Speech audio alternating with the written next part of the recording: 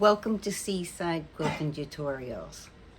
If this is the first time that you're joining us, we're on block 10 of our 2023 Seaside Quilting, Quilt-along rather.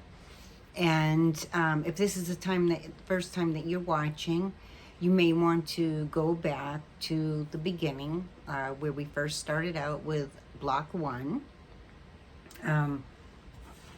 But sure enough, you can watch this one. You can make them in any order that you want. It's not a problem. This is going to be our second block that gets put together diagonally. And it's the last one. I only did 2 in this, but I wanted there to be a little bit of a challenge, not all just simple blocks. So I started you out with some easier blocks, and I'm working you down towards some that are a little more difficult, but I don't want you to fret over that. I would like to see you try the block. If you're uncomfortable with it after watching the video, try it out with some scrap fabrics first. See how it goes together, and if you're not comfortable with it, at least you gave it a try. If you're a beginner, still try it because it looks harder than it really is. So give it a shot. If it doesn't work out, you've only used up some scrap fabric, and that's, it's not so bad. Anything new that I'm doing, I really try to use scrap fabrics to test it out. That way I learn as I go. Not everything do I know how to put together the first time, and that's okay. And before I forget, what I was going to tell you is that at the end, after block 12, I'm going to put out another block that can replace any block that you were uncomfortable with. And also, I'll be doing a video to show you how you can change where the blocks are aligned. Any of these blocks can go into any position within the pattern just by turning them. And we'll play with that a little bit in that video. But I don't want you to stress. This isn't about stressing. This is about having fun. So don't get all upset if you're uncomfortable with this block. But I really do want to highly recommend that you give it a try. What do you have to lose by trying? You have a lot to gain if you're successful, right? Okay, so we're on block 10. We've achieved 3 rows so far. And this is the whole pattern itself. These are available, the printouts are all available on in our group, Seaside Quilting, on Facebook. Come on over and join us. There's a lot of friendly people there. They're wonderful people. I haven't met them in person, but some of them I've known so long in the group that I feel like I know them in person. Beautiful people. We have beginners all the way up to what I would consider professional, and I don't consider myself a professional. I range somewhere between intermediate and advanced, but there's some things I've never done in quilting yet, and I don't count them out because who knows what my future brings. I like to challenge myself each year with some new things, and my big challenge this year was, instead of doing all simple borders, sometimes I need to because I need a quilt to get done and get out for a gift or whatever reason.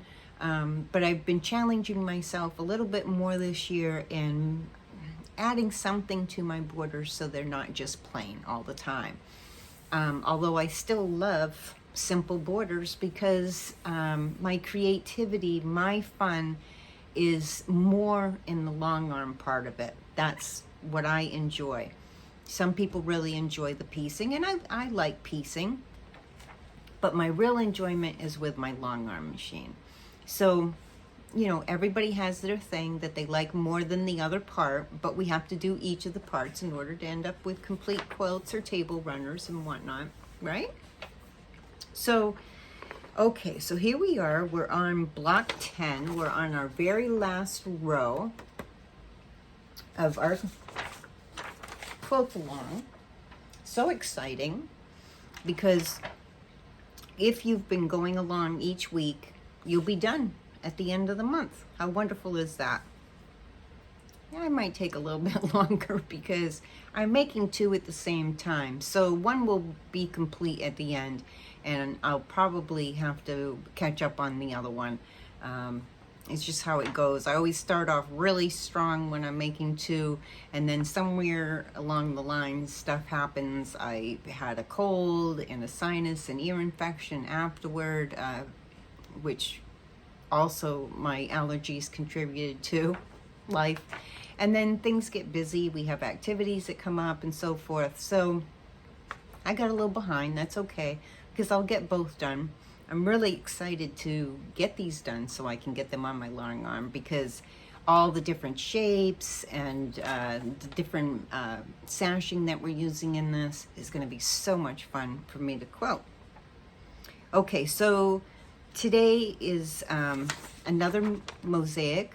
This is mosaic number 15. I'm not sure where the number 15 came in. My software that I use is Electric Quilt 8. So in there I can design quilts. Sometimes I create my own blocks. Sometimes I use blocks that are in the program, and this was one that was in the program. And I found it a little tad challenging. But the one thing that software doesn't do is it doesn't give me directions. I can put them together, I can manipulate, I can change colors, I can do a lot in the software, but I cannot, like, it won't print me out instructions, from, 1 to whatever, on how to put a block together. That I have to figure out myself, or have the know-how on how to do it. So there's that. But I do love the software for the fact that I can create quilts and I can design things in there. So it's a lot of fun. And in there I've also put you an outline of the quilt without the colors. So you have it without the colors and with the colors. And I colored it in our group. I had originally, when I was announcing this quilt, I put it up in multiple colors so that you would be able to see it in different variations, just so that you get an idea for how you would like to color your own, what fabrics you would like to use. And the fabrics that I'm using all came through Seaside Quilting Supplies LLC. And they came out of my stash. I threw a whole bunch of colors together, and what popped to me, there was two of them really, the blues and the teals. And I started this off where I was using the teals, and then the second half I went to the blues, just to give myself a little bit of a change. I'm excited about both of them. So anyways, there's that. So the reason why I give you this is because it also gives you the letters that coordinate down here with the fabrics, okay? Now, another thing that I did for myself, and you may want to do on yours, I like to print mine out. I like to take my printouts over to my cutting table with me. Sure, I could take my tablet over and have it on and see everything, but I like to carry this around with me, and because, I'm showing them to you, I need them printed out. And when I'm all done, I will paper punch holes in here and put them into my binder, because this is one pattern I'm in love with. I think I'm going to do a scrappy quilt with it later on this year for a friend of mine.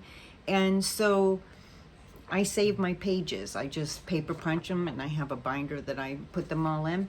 So what I did on here, I gave myself some arrows. As I was playing around with directions, what I was going to do, what was going to go with what. So the one thing that I did that was important for me was I made this line and this line a little darker than what was printed out, so that I can remember that all of this here is going to be one section, this middle is going to be another section, and then down here is going to be our third row. So instead of going down, we're going diagonal.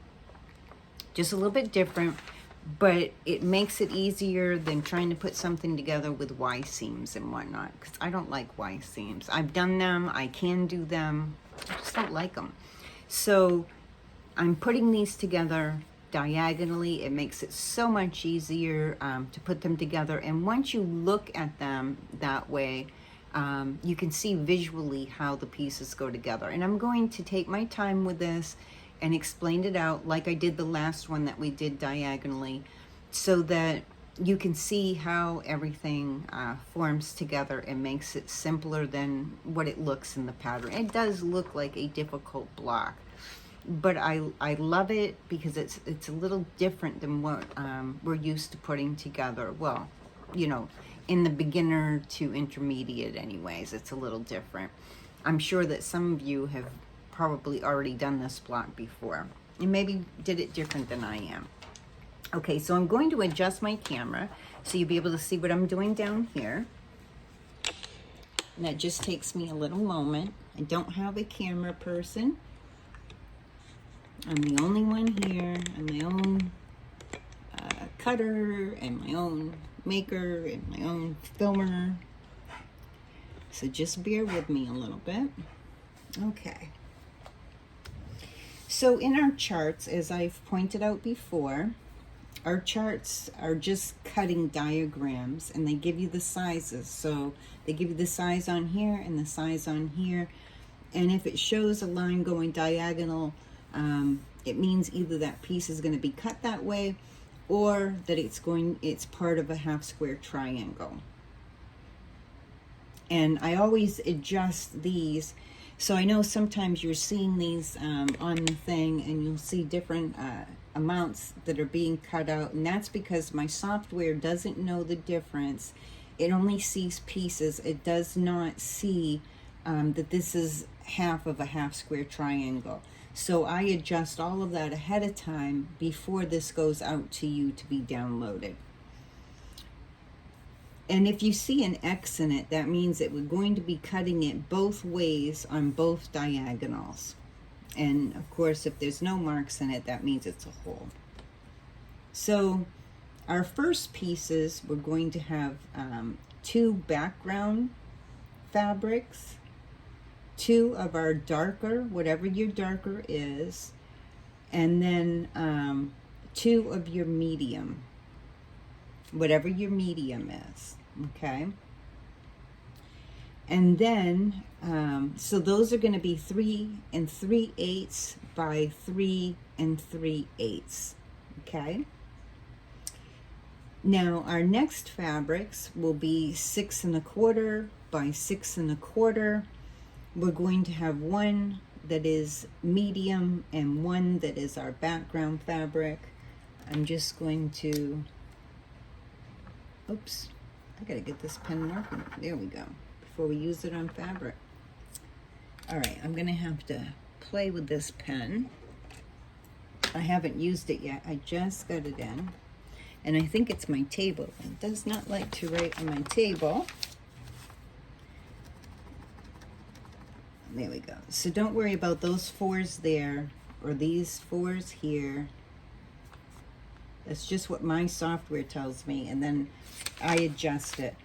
So you only need 1 each of your background and 1 of your medium, 6 1/4 by 6 1/4. And when we cut those, we'll end up with 4 pieces of each. And then you need just 1 of your other alternate fabric. So I set this coloring in my blues, I set this as my dark, okay? And I set this as my background fabric. Now it's not white. It's a very light blue, and it's got a very light print on it that I really liked and felt went with my fabrics really well. And then I have my medium here, So those are the three that are the 3 3/8 by 3 3/8.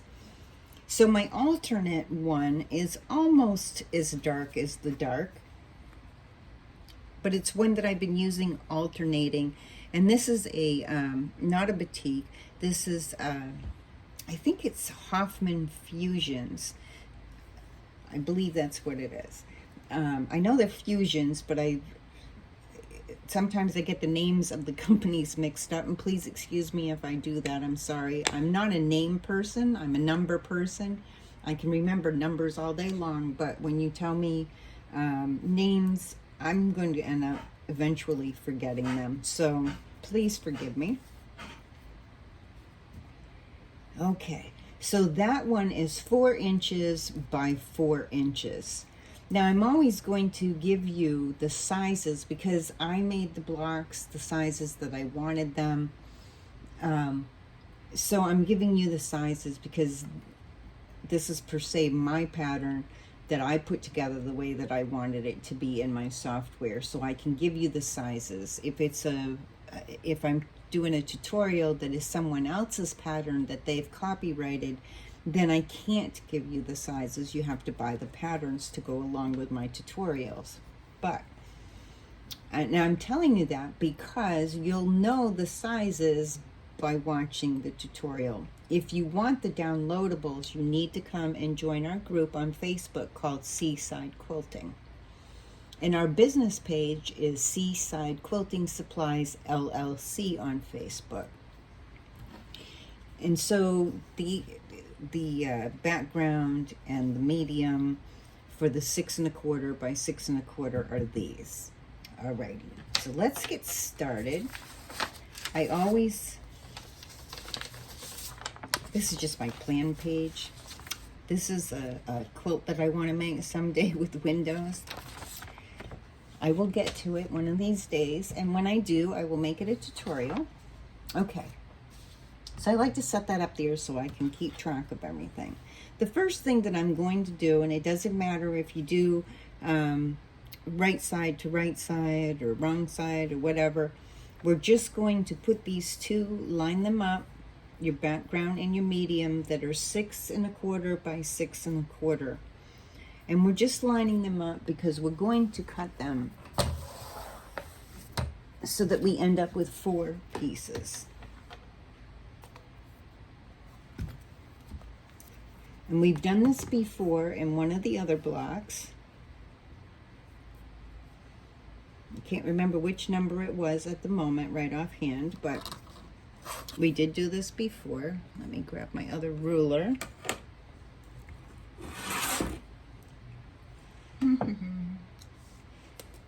Oh, here it is. My rulers end up all over the place. I've been prepping several tutorials to show. 2 of them are ready for me to film, but I haven't gotten to them yet. Hopefully I will this weekend. So my stuff sometimes ends up all over the place, but near enough that I can grab it. Okay, so once you have those lined up, you're just going to take your ruler and you're going to align it so you're going to be cutting it diagonally from this corner to this corner. Now once you've cut it, just gently lift your ruler up. Don't want to move your pieces because we're going to cut them again. So just leave them in place once we've done our cut.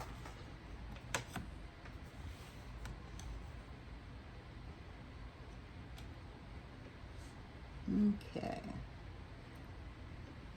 There we go.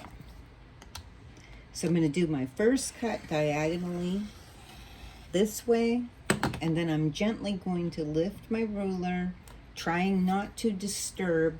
Now it doesn't matter if you have a turntable mat, you don't have to have one for this or any of the projects that I do. I just happen to have one. It was gifted to me a long time ago.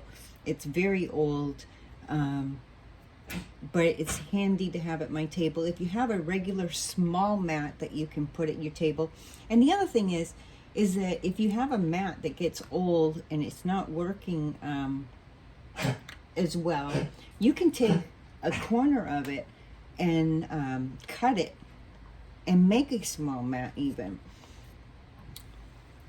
So I'm just going to turn this, and you could just lift your mat and move it. It's not a big deal. Sometimes I've forgotten that this is a turntable one and just lifted it and turned it anyways. I just like the size of it because it fits my area that I'm working in. I just needed a small one that can go next to my machine. And then I set it back out of the way. Okay, so I'm going to do my next cut diagonally from corner to corner, the opposite diagonal. There we go. Set that over there so I don't forget where I've put it. And so now we have 4 triangles of each color. So 4 of our background and 4 of our medium. I'm just going to put those stacked up to each other because that's all that we need to do with those for the moment. So those are ready and you can just set them aside. So the next thing that we're going to do is we're going to, the one that is our offset color, your extra color, whichever you chose, this one is already the size that it needs to be. It needs to be 4 inches by 4 inches, and it's actually going to be on point in the center. So I'm just going to set that one aside because I don't need that yet. Let me see. Your 2 background pieces that are 3 inches and 3/8 by 3 inches and 3/8, these 2 we are going to cut diagonally in half.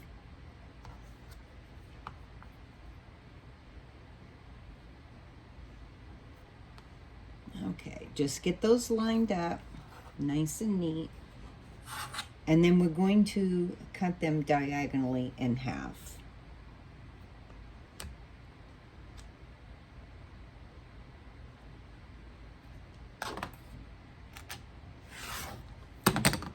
So we will end up with 4 smaller triangles.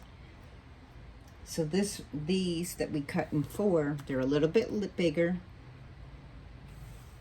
I'll set them this way so you can see. This one's a little bit bigger, these ones are smaller. And I'm going to set those aside as well because we don't need them quite yet. So the next thing that we're going to do, give me just a moment, I'm going to grab my trash can.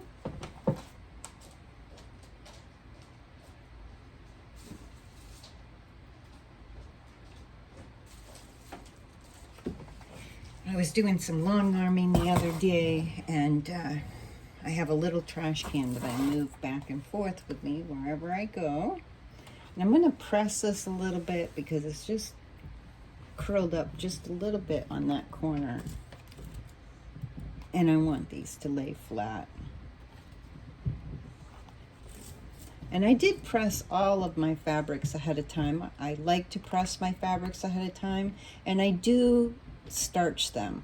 I use best press, or depending on the fabric, sometimes I will use an actual starch. But I do like best press. It works really, really well. Just my preference, but you could, you know, if you make your own or whatever, that's fine too. But I do find that my cutting is more accurate if I press my fabrics ahead and if I starch them. Now, if you have a printed fabric, batiks are pretty much the same on both sides. If you have a printed fabric that has an actual back side to it, always do your starching on the back side. If you starch on the front side, it leaves a little bit of a sheen on it. Of course, that washes out later. But it's recommended to starch on the back side of your fabric. And you do want to, excuse me, you do want to press your fabrics ahead of time. Don't just open them up and cut when they're wrinkled. You will not get an accurate cut if you cut wrinkled fabric. And that's something that I learned many, many years ago. It just does not work out. You really need to press your fabric. It's important. So you're going to put them together right side to right side. I'm using batiks, and like I said, with batiks, I don't have to worry about which is the right side or which is the back side. It's just not a problem, okay? But, and pretty, you know, the same with a solid. Usually with a solid, there isn't a back side and a front side.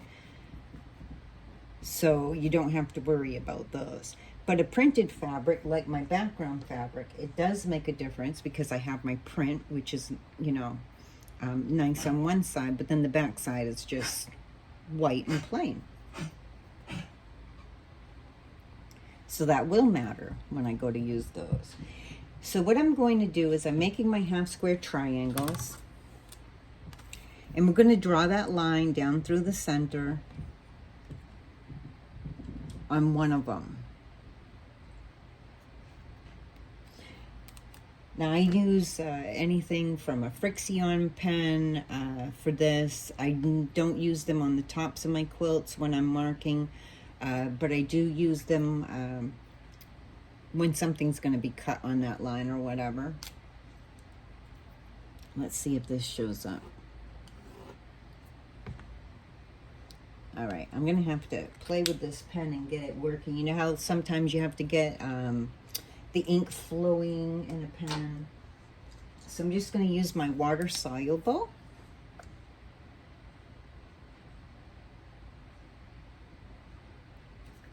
And you're just going to make your mark down through the center. And this will end up being our cut line. Now, as I've showed you before, I use the little metal flange piece that sticks out on my 1/4 inch foot to go down that line, and it will do my 1/4 inch on each side. Now remember, we are using the stitch length 2.0, and we're using scant 1/4 inch.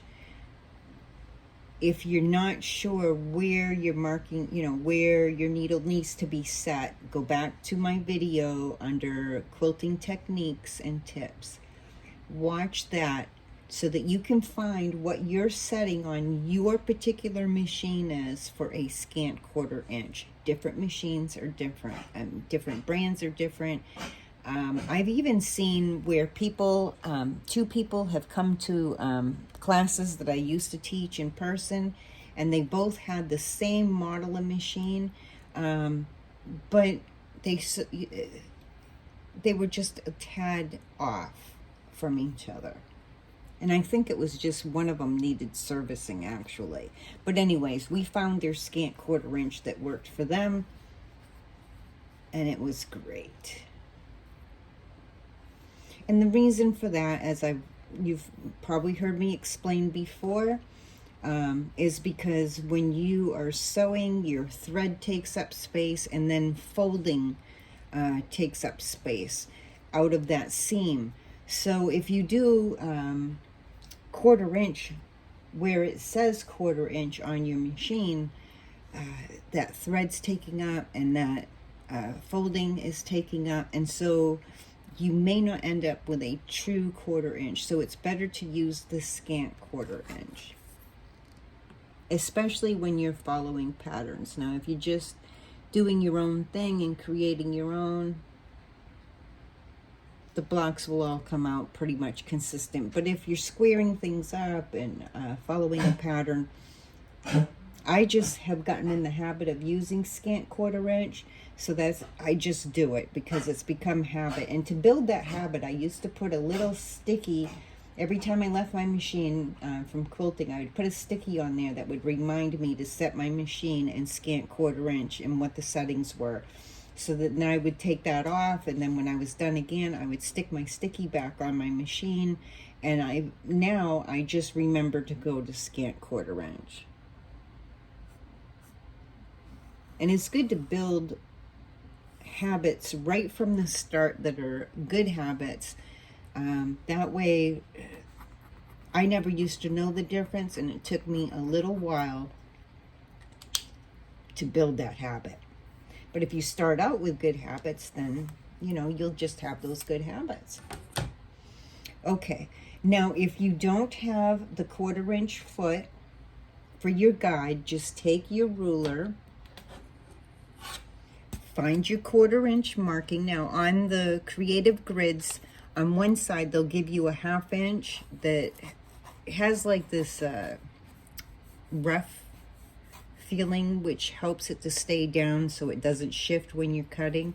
And then on the other side, but it has markings for that 1/2 inch. And on the other side it has, and it says right there 1/4 inch, and it has the lines for the 1/4 inch. You can just line that up with your center line that you just made, and you can make a line on one side and then on the other side, and sew on those lines, whichever way works best for you. Now I'm just going to go ahead and I'm going to sew these right, so I have a 1/4 inch on each side, and I'm just going to do them both together so that way I'm going to chain piece them, and it will just make it all that much quicker. Just adjust this just a little bit.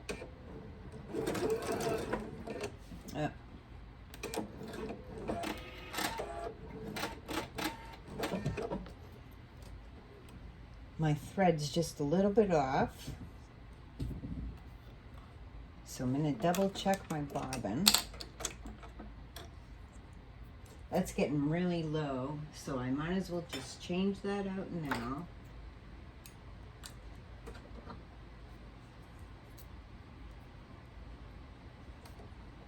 I'm going to go ahead and put a new bobbin in. That way I don't have to worry about running out of thread in the middle of this. Usually I check that ahead of time. Okay. So let's go ahead and make our 1/2 square triangles. Oops.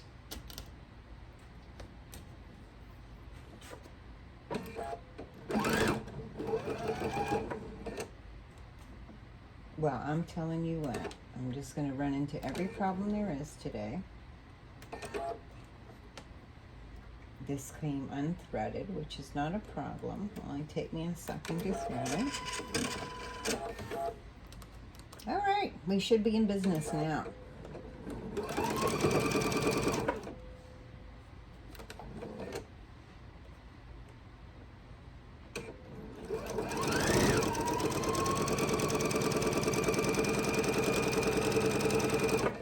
So I've sewed one 1/4 inch on one side, and I'm just going to chain piece these because it makes it quicker.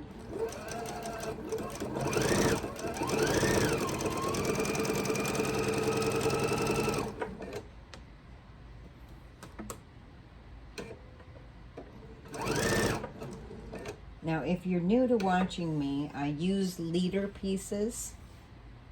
That way my thread won't bunch up underneath my first piece, and I use an ender piece, and that ender piece will be my leader piece afterward.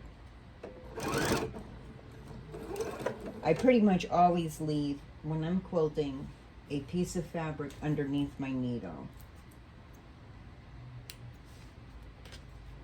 I'm sure that if you've sewn before, you've all seen where you start out, and if you don't hold onto your thread, it will bunch up underneath, and you don't want that because that takes up extra space, and then that will set your seam off too. But also, if you do hold your thread, you end up with this long piece of thread.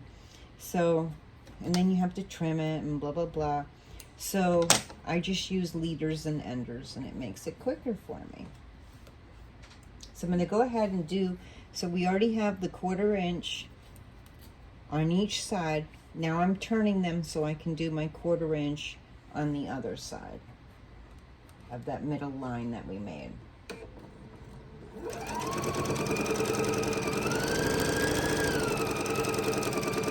Sometimes it's difficult to do this on camera because my hands get in the way. But technically, I would tell you to always hold your fabric on both sides as it's going through so it doesn't shift. You sometimes will see me not doing that because I'm trying for you to see what I'm doing. So I'm trying to keep my fingers out of the way.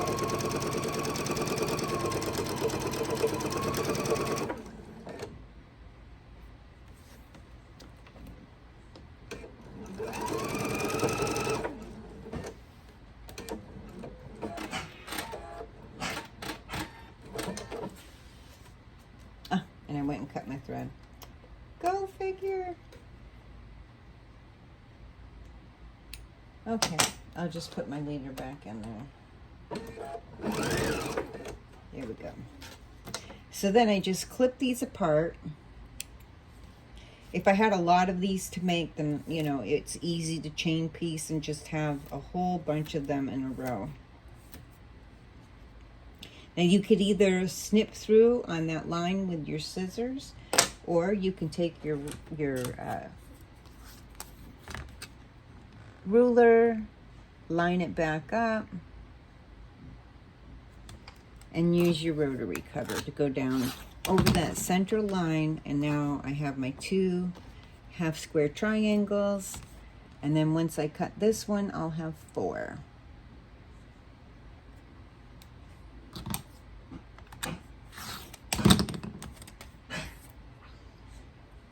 Sorry about my dog hacking in the background. She's having a day.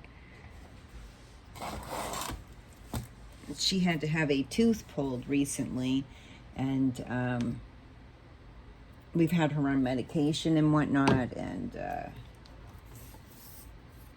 so she's been doing this little hacky thing the last couple days that we're keeping an eye on.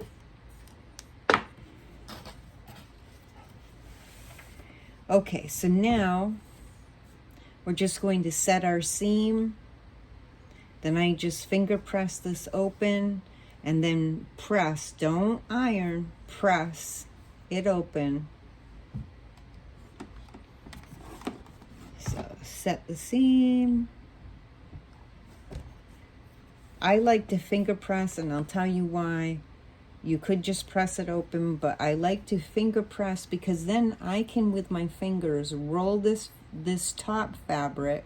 Whoops, wait a minute, I'm going the wrong way. I want it to go to the dark side, so I have my dark side up at the top. And I'm going to roll this over. And the reason why I kind of push and roll, not hard, just gentle, is because I want to be able to have a nice, clean opening. I don't want the fabric to be rolled over this way and accidentally press it and have it uneven. I want to make sure that it's completely open. And then I just take my fingernail and run my fingernail down through. And if you don't want to use your fingernails because you have those pretty, pretty fingernails, I have what I call gardening fingernails right now because I'm always out gardening. You could always use, a lot of us have the purple thing, and you can just run that over. Or you may have one of the rollers that rolls it. There are different things that you can use for the seams. All what your preference was. And then I'm going to press that now that I've finger pressed it. I like to give it a nice press. And then I put my quilter's clapper on there for just a couple seconds. And I'm going to do the same with each one of these as we go along.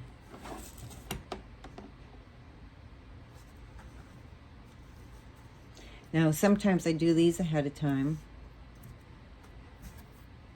but today I figured I'll just do them with you. I gotta sew them anyways. And if you already know how to do all this, you can always fast forward ahead of time and skip over me making them. You can say, oh, I already know how to make those. I don't need that information, and just skip ahead. It's not a big deal.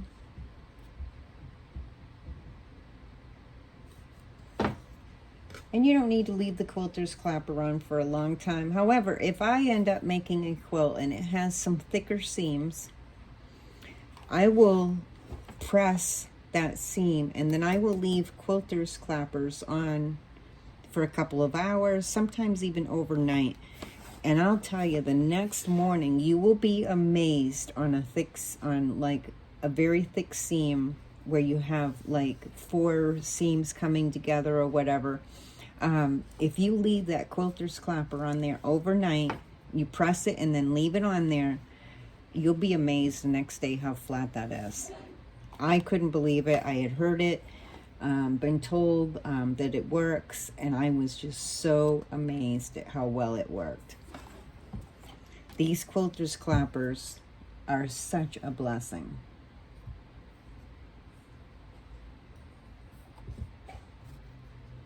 And when I first put it on, I just pressed down a little bit on really thick seams.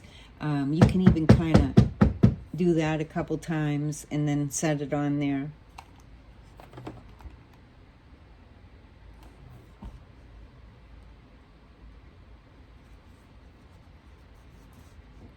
Okay, and this is the last one that we need for our half square triangles.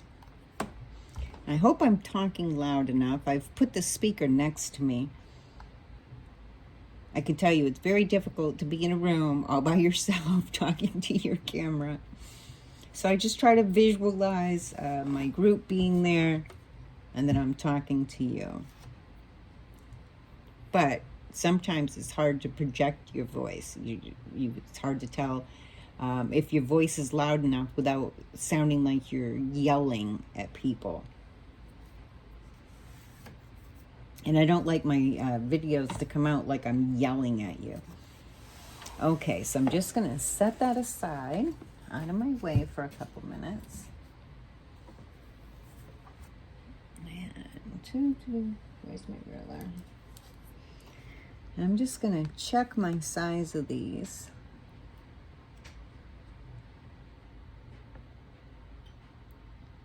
So these are going to, let's see. These are going to be, and I know it's going to be a little,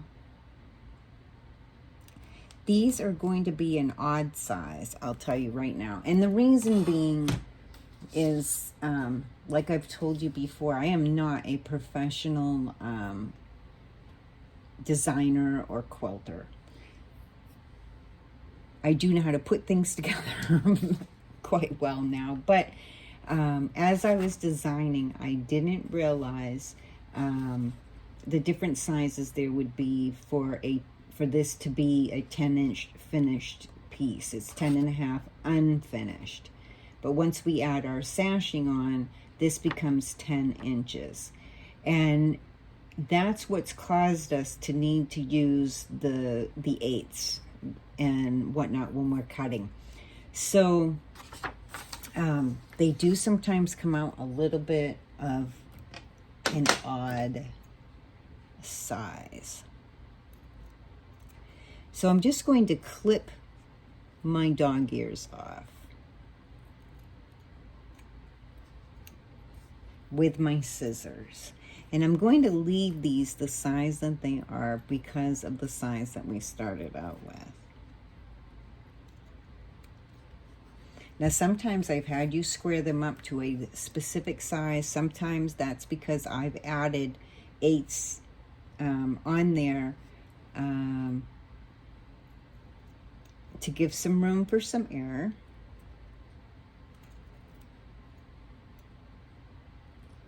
Whoops. But I'm going to leave these the size that they are. They've all come out pretty consistent. So I'm just going to clip my dog ears off.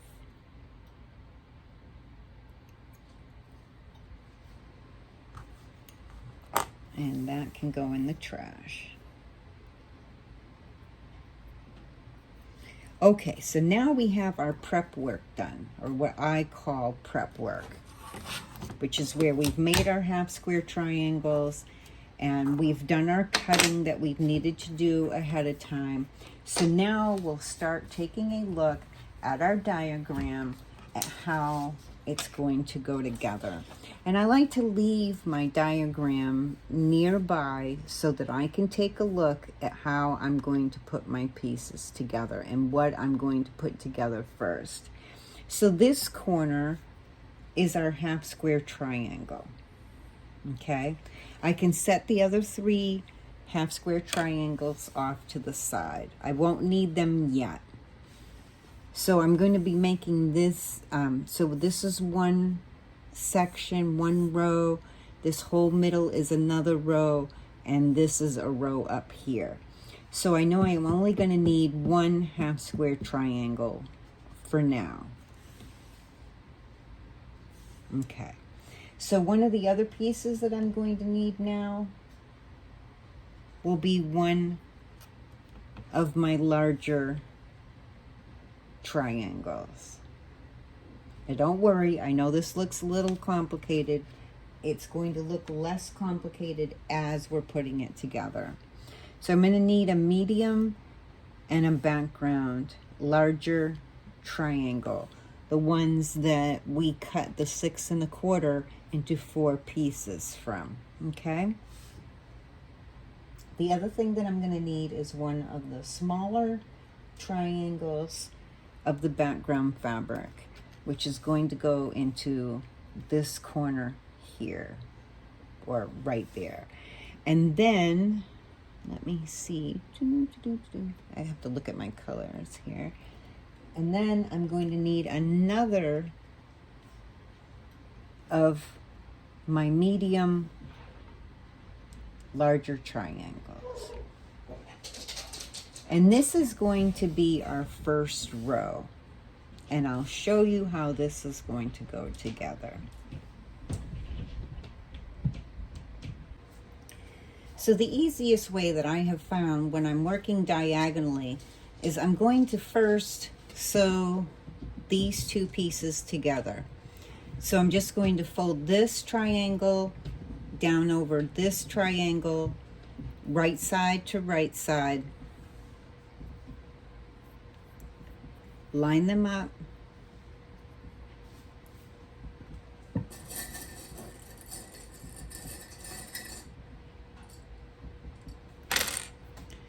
and I'm going to clip it. I'm going to put a clip down here. I put a clip over on this side once I get these lined up properly.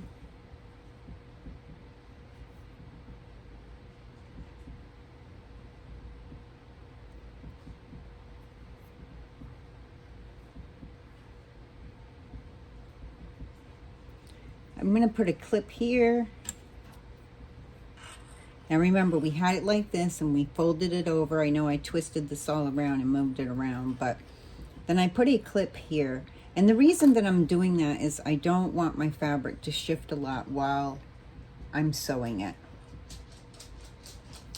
Now for me, I'm actually going to, now you're going to do a 1/4 inch down this line. I don't like to start with a point because often that will get jammed underneath the needle.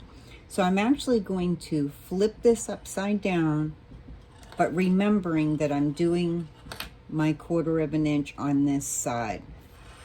It's just easier to start here and sew down to that point than it is to start at a point.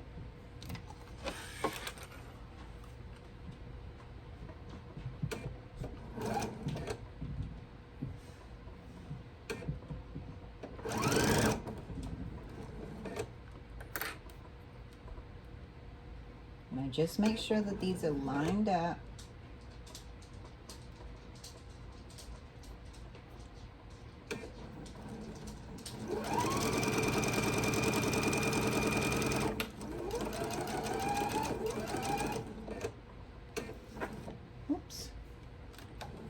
And I'm just going to leave that there for a minute because I'm going to kind of chain piece as I go. I'm going to set that piece aside, and I'm going to do the same with this. I'm going to take this triangle and I'm going to fold it over right side to right side.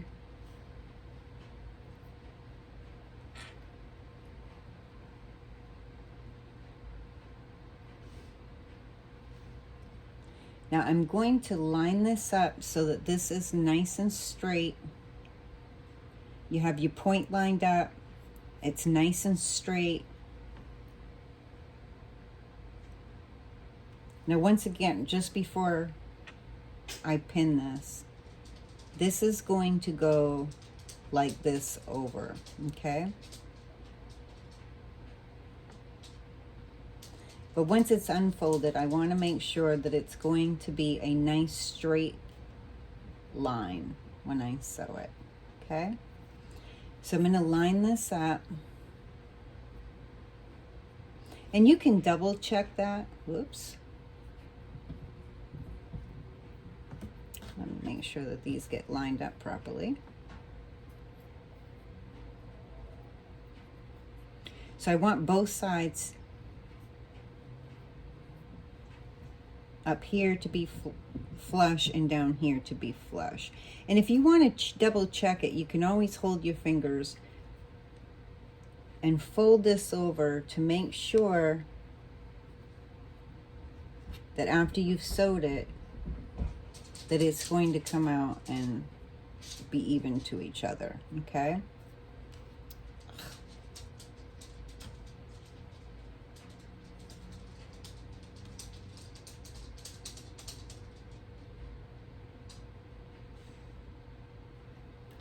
All right, so I'm going to realign that.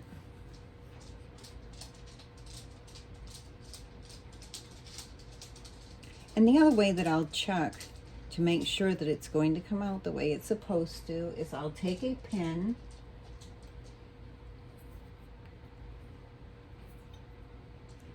especially when I'm doing it diagonal. I like to double check and make sure that once I've sewn it, that this is going to sew out and come and match up the way that I want. So now I can fold this over and I can take a look at it and I can see that everything is going to line up just the way that I need it to. So, okay, I'm really good. I'm going to take those out and I'm going to use clips. I like clips. You can use pins if you want. That's perfectly fine. So I'm going to put a clip at that end and I'm going to put one over on this side here to make sure that that doesn't shift on me while I'm sewing. And I'm making sure that the raw edges here are all lined up. This is going to stick out because it's a dog ear, okay? Now I'm going to sew 1/4 of an inch all the way down this side. But once again, I'm going to turn this so that I can start. It's going to kind of start on a point, but now that I already have a piece going, I should be fine.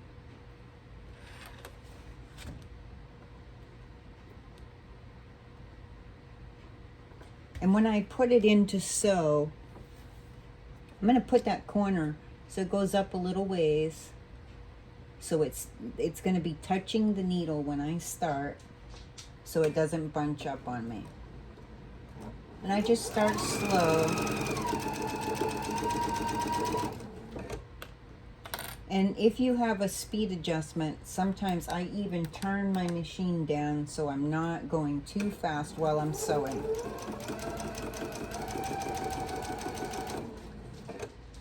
Okay, now I'm going to be done with these two pieces, so I'm going to put my ender piece in. And I will clip these apart. And by chain piecing, you're also leaving it so you don't end up with long threads on every end that you have to go back and clip. You just have these little tiny threads. Okay, so I can unclip that and unclip that.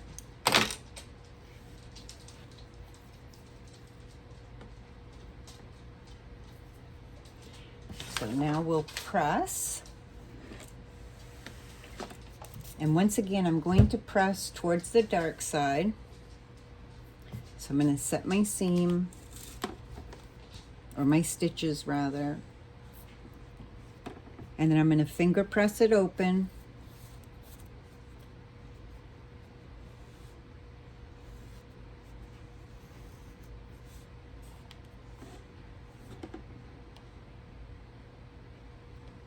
Put my quilter's clapper on there.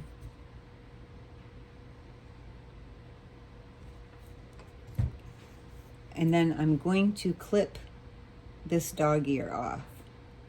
It's just going to get in the way when I go to sew again.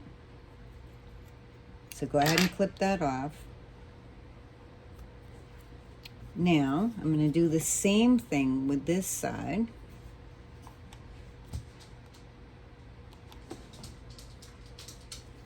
And I'm going to finger press that open.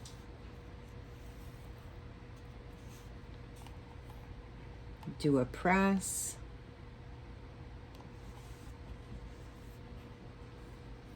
And I'm going to clip my dog ears off.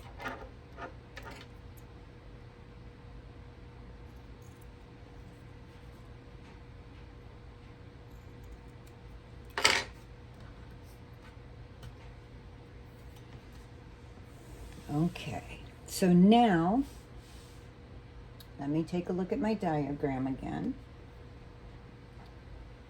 So with my diagram, I have these pieces going like this, and these pieces going like this. Now the next thing that I'm going to do is I'm just going to set this aside for a moment, and I'm going to take my half square triangle and bring it up. Oops, I got to make sure that make sure that you double check. See how I just stuck that over there and I have my dart going in the wrong direction? According to my diagram, I need that dark piece to be sticking up this way and my medium down here. So I just realigned it to make sure that I have them going the right way before I sew. Move these pins out of my way.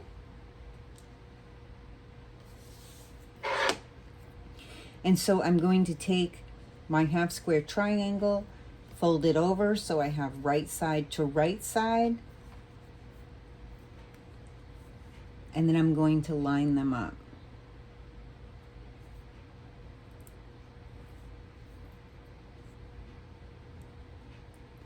Now right here, I'm going to have a seam and a seam over here. So I'm going to use a pin there because I want that to stay so it will stay straight. And I'm going to double check to make sure that my pin is in there straight and my seams are nice and straight. And then push that through. And I'm going to put a clip on this side just so that I make sure that it stays without shifting. And I'm going to be doing a 1/4 of an inch, or scant 1/4 of an inch rather, along this seam here, well, along this side rather here. So let's go ahead and sew that.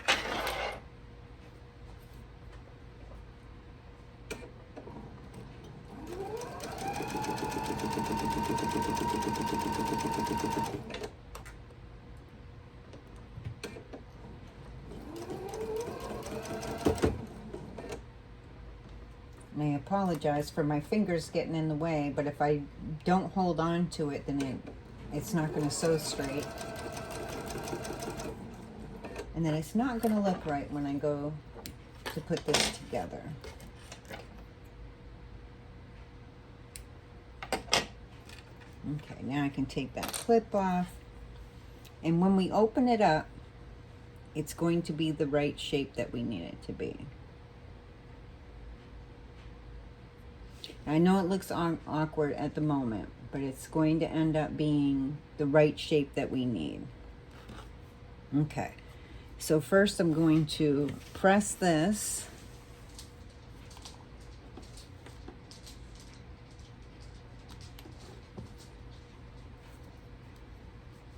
And I'm going to have that seam going in that direction. If I have it going in this direction, it bunches up more. So I'm going to press it towards my dark fabric. So I'm just going to finger press that first. Give it a little press and put my quilter's clapper on there.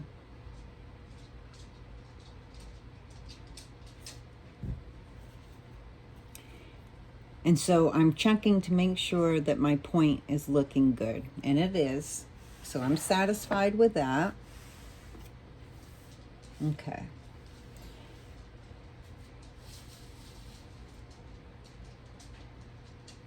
Making sure everything looks good with my diagram. This piece is going to go here. Now this piece is going to stick out a little bit on this side because we're going to have a dog ear, okay? And we're going to end up with a point, so to speak, over on this side with these coming together. So I'm going to fold this one down to here. And once again, we're going to have those two seams that we want to match up.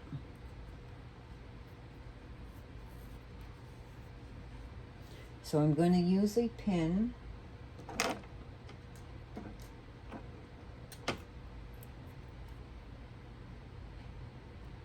And put that pin down through my seam. I think that went a little bit sideways, so I'm going to double check it. Oh, no, it did go in there nicely. And I want to make sure that this stays straight over here, so I'm going to put a clip on that side.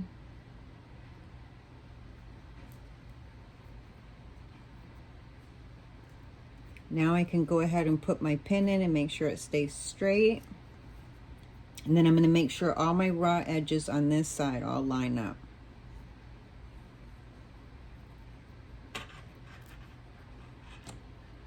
And I will put a couple of clips. I always check my back and my front both to make sure that they're lined up. The raw edges are nice and flush up against each other. Okay, so now this is how my piece looks at the moment. Right side to right side. I'm going to do a scant 1/4 of an inch going along this line here, or this side here rather.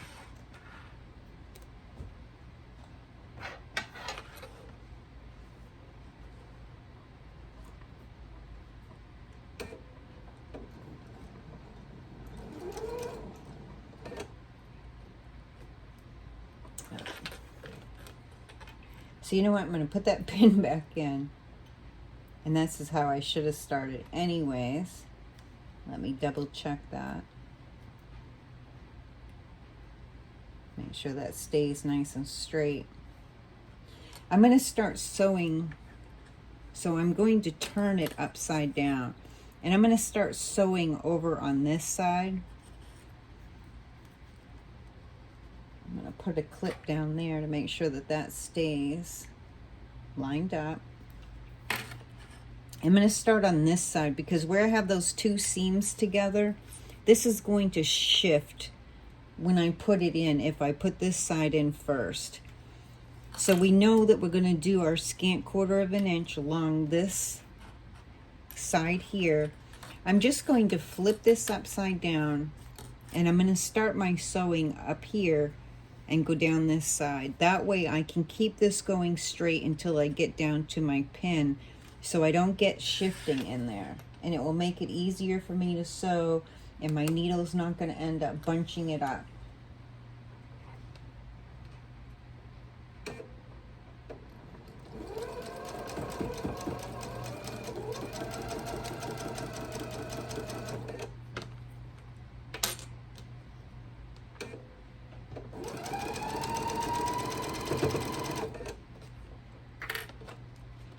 I'm just going to make sure that this stays all lined up.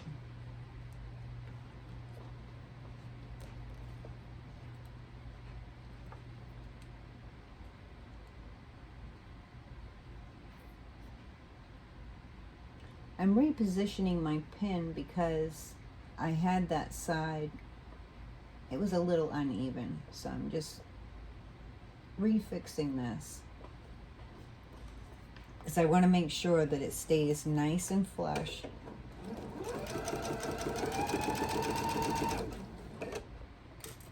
Now I can take my pin out.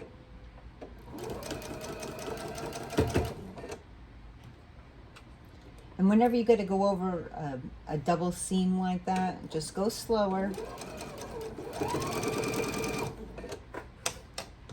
Okay, let's trim that. Trim this off. I can take that clip off now. Now before I clip my dog ear, I'm just going to open this up so I can take a look at it. I'm checking to make sure that I have my point over here looking good and everything's looking nice. This is going to end up being a nice point over this side. So now that I have double checked it, I'm going to hold it. This is the way we started sewing. This is a dog ear. So I'm going to turn it back the way that we folded it over. I can see that this is my straight edge right here. I'm going to use my scissors and I'm going to trim that dog ear off. Get out of my way. So now we're just going to flip this back up. Well, we'll set our stitches first.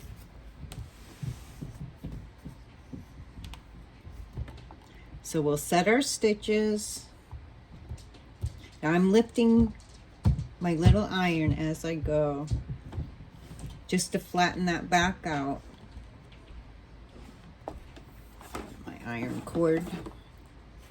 And I'm going to open this up, and once again I'm going to do my finger pressing.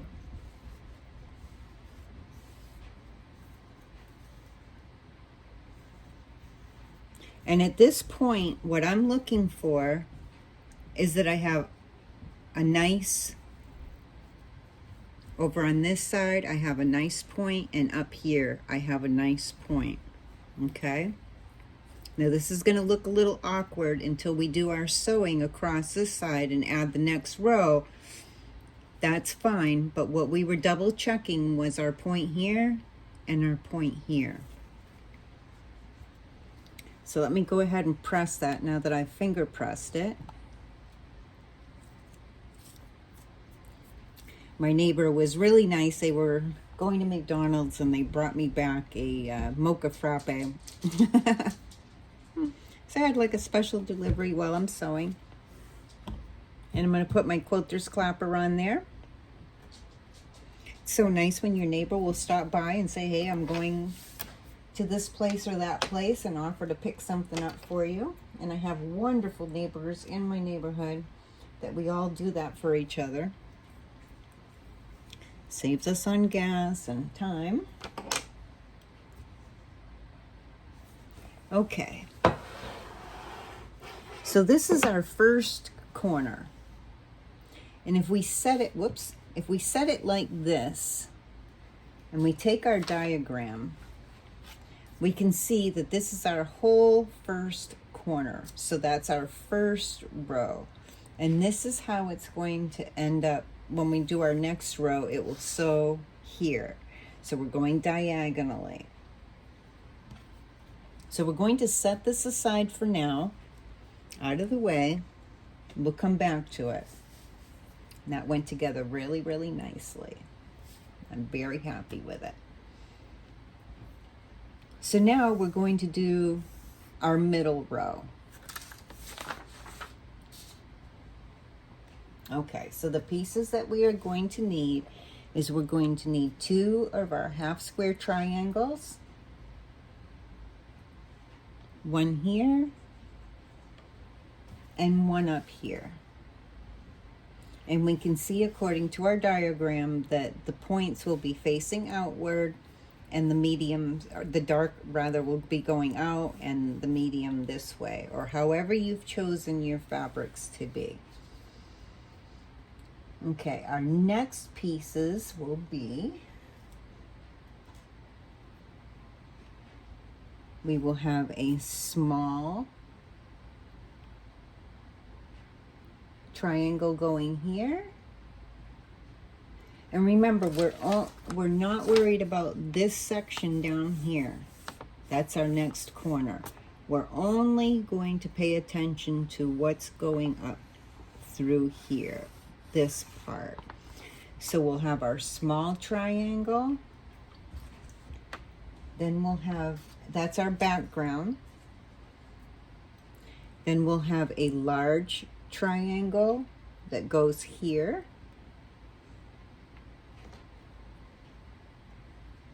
Like so. I want to make sure that that's getting into the camera for you. This is actually going to be on point. Now I know it looks awkward right now because these haven't been sewn together and we haven't, you know, our seams aren't in there yet. So this looks smaller than what it really will be. Oops. I moved my needle. Uh-oh, I gotta reset my, I accidentally touched my machine and messed it up. There we go. Now I'm back to my scan quarter wrench. Can't have that messed up. Okay, so our next one, this one is facing upward that way. This one's facing downward this way. And one more, and that's our background, of course. And then we're going to have our other small one go that way. And this is gonna fit in like that. Now, of course, like I said, this looks smaller, but once we get our seams in, these will come down and condense to the size that we need to fit that middle. So it's going to look like this. These are the pieces that we're going to be using now to put together. And this is our middle row. And I do like to line them up ahead of time and take a look at them so I can see how they're going to play out, how they're going to go together. And then I kind of separate them. So this I'm going to set aside for now, out of my way. I'm just going to set this out of the way up there because I don't need it yet. And we're just going to concentrate on these three pieces first. Then we'll concentrate on these three pieces. And then we'll attach our middle after we have these two sections put together. That's going to be the optimum way to get this put together. So I'm just going to push this up out of my way, the larger triangle. And we're going to flip this over, right side to right side. Always double check. It's always good to check twice before we sew or before we cut. So I have my half square triangle going in the right direction, and I can tell by looking over at my diagram. And I have my triangle going in the right direction. So I'm going to fold this over.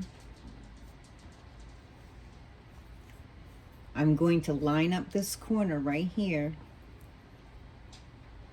Now I'm going to be sewing down this side, but I am going to put a clip up here, and that keeps my fabric from shifting. Okay. Now I'm going to make sure that this is all lined up, that my raw edges are nicely lined up. I always take a look at the back as well. And I'm going to put a clip down here. And I'm going to be sewing my scant 1/4 of an inch on this side going down. And I'm going to start up here since my point is down here.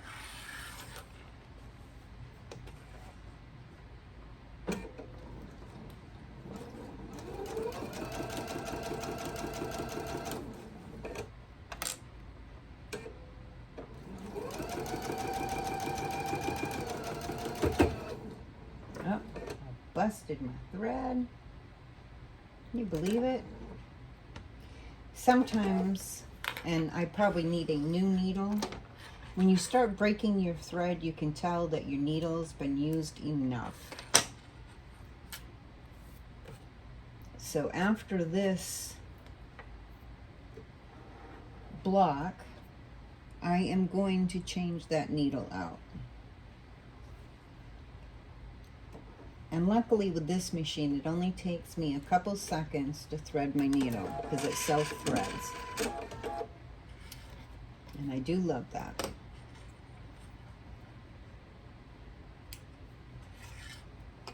I only have this little tiny bit that I have to sew down here. So I'm just going to hold on to my thread. And I'm just going to continue. I'm just going to start just a couple of stitches prior to where it broke and then finish. Now technically, normally, to make it absolutely as perfect as possible, sometimes it's better to just take that out.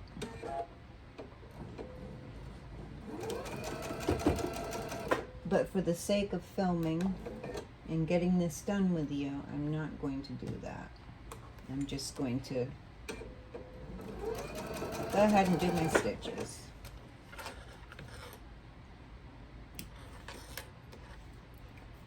Okay, so now my piece is together like this. My dogs must have heard something because they went scattering outside. Now, because I already have like seams over here, this doesn't show through my background fabric bad. So I'm going to fold this so that seam's going to be going towards the lighter side.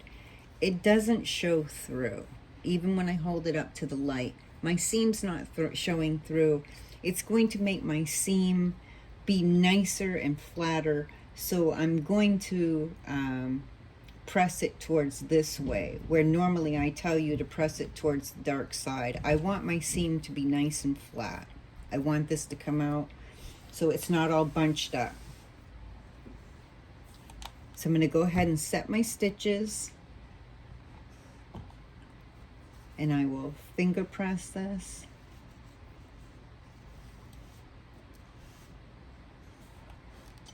Give it a little press. Put my quilter's clapper on there for a couple seconds.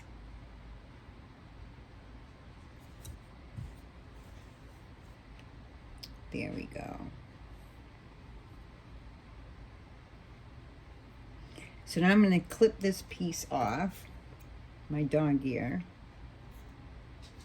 so it's nice and, you know, flat on this side. So that's our first piece, just like that. And our next piece is going to go up here. Now I'm going to do the same thing that I did before. I'm going to double check this to see what my alignment should be before I sew. Because I'm thinking that my point needs to line up with this seam here.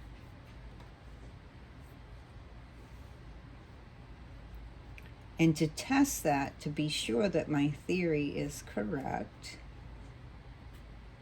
I am going to do what I did before, and I'm going to put a couple of pins in here. Now, sometimes while I'm showing you how to do things, I'm showing you how I figure them out.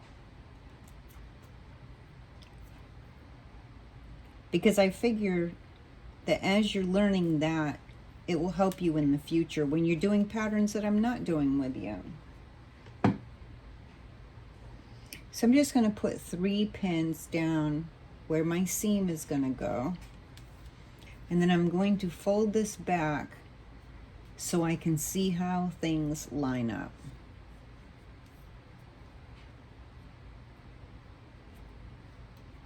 Yes.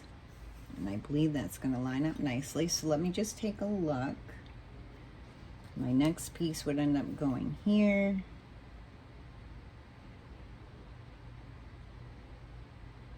And this is how I double check things. before I've sewed it, before I, do anything, I'm going to double check it to make sure and see how once I put that seam in, this is going to match up 4 inches here and 4 inches there. And this, of course, is going on point. So now that I've checked it, I'm going to take those pins out. I'm just going to double check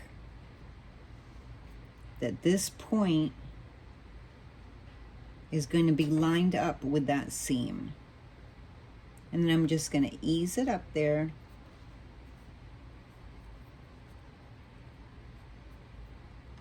And I'm going to put a pin where that seam is.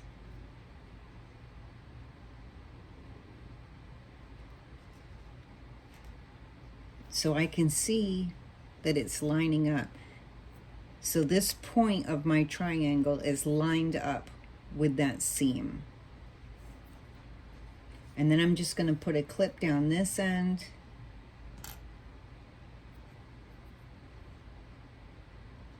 Let me double check this.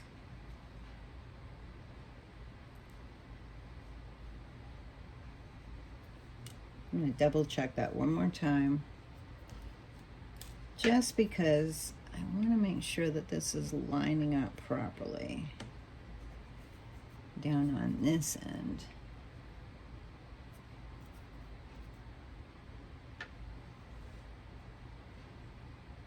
Okay.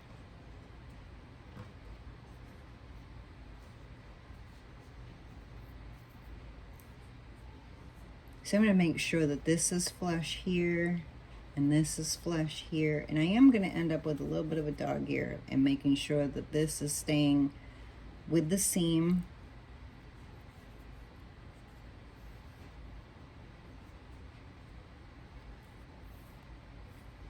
So I turned it upside down just so I can see how everything is lining up. And I'll go ahead and clip it, or not clip it, but yeah, clip.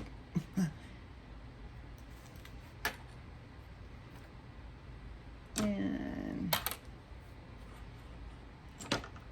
I will put a clip here. I'm going to start down at this end and work my way down to this point over here. Let me just double check this to make sure that that's... So even if we make a mistake, we can take it out. If it's not lining up really well, we'll just take it out and we'll do it again. It's okay if we have to rip something out.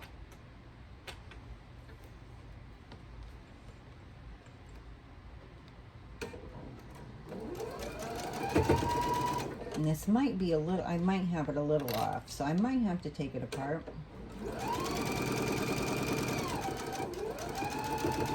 But we'll see.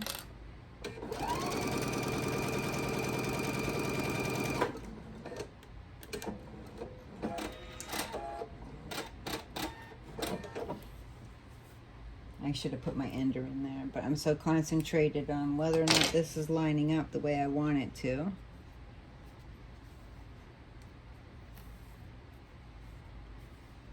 And that dog ear is going to come off there and there. So once again, I'm going to put this the way that it's supposed to go. I'm going to double check this to make sure that it's going to line up.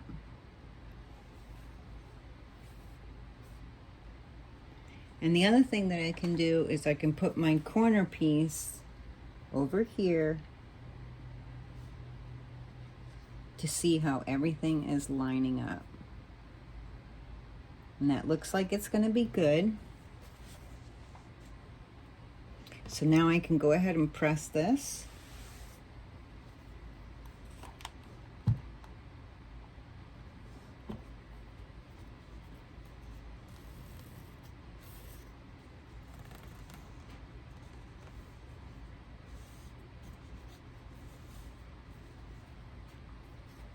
And I can go ahead and clip my dog ears off.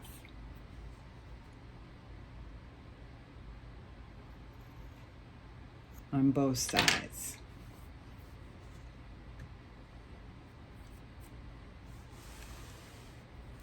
So now I'll take my 4-inch square. I've got this corner done down here. And I'm going to take my square that's on point,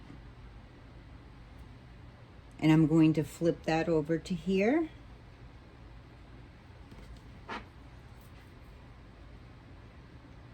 Line these pieces up.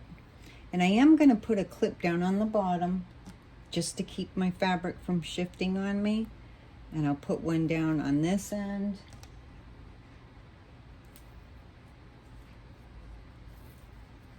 Let me make sure I'm getting that lined up nicely. I'm going to put one on that end. Let me readjust over here. This went and slipped, so it came unaligned.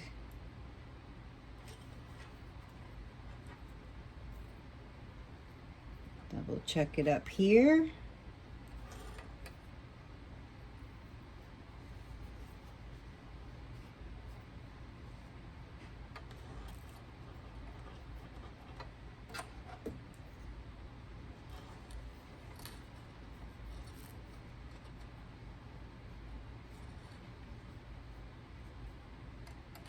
Okay.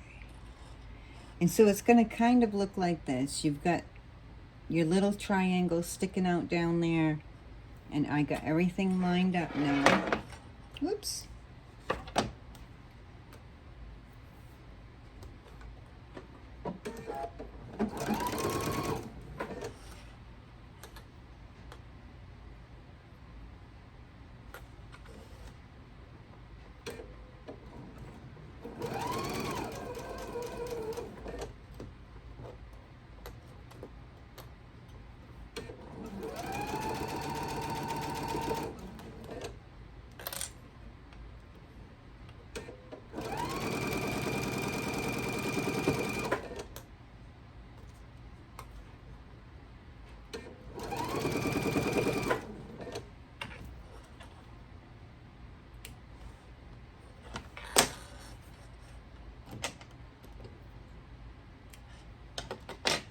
Okay, now I can take my clips off. And I'm going to press this so that it goes, my seam goes towards the dark fabric, or the center piece rather, whichever which way you're seeing it. Then I'm going to finger press that open.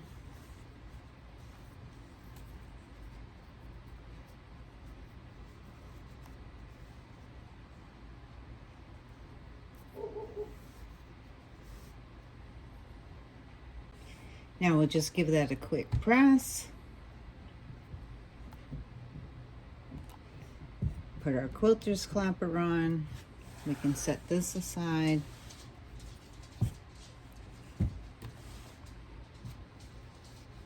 And so this is kind of how it's going to look. I know it looks a little awkward at the moment. And we're going to do the same exact thing for the top. We're just going to leave that there, out of the way. And we're going to put these two pieces together. Once again, make sure that your dark's going out, your medium's going down, and your triangle is here. And we're going to fold it over right side to right side. That's going to overhang a little bit up there because that's our dog ear. And we're just making sure that this side is straight and this side is straight. We'll put our clips in. I'm going to put one there to keep it straight and one down here to keep it straight. And we're going to do a scant 1/4 of an inch along this side here.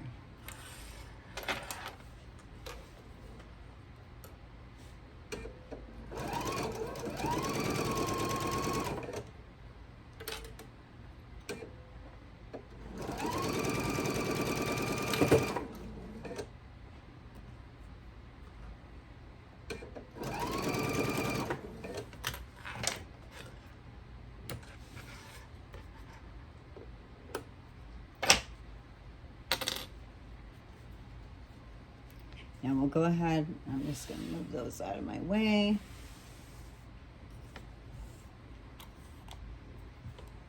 Give that a little press, set the stitches. I'm going to finger press it open.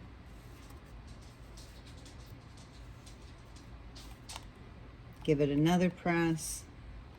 I'm going to press it back down here again to flatten that out. And put my quilter's clapper on for a second.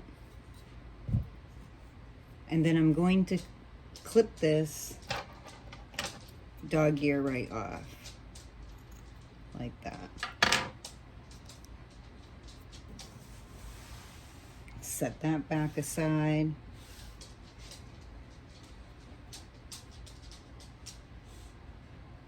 And I'm going to line this back up so that I see what I'm doing.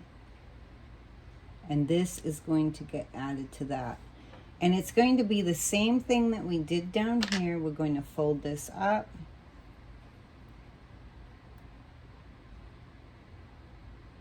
Keeping that point aligned there.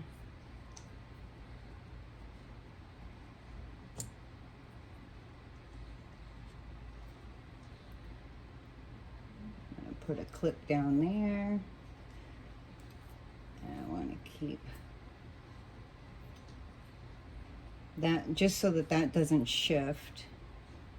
I'm going to put another one on this side.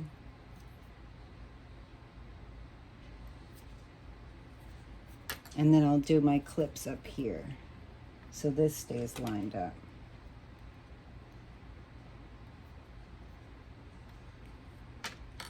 I'm going to put one in the center.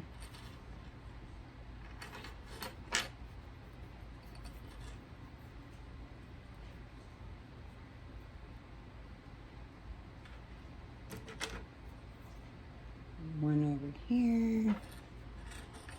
And we're going to do our scant 1/4 of an inch going down along.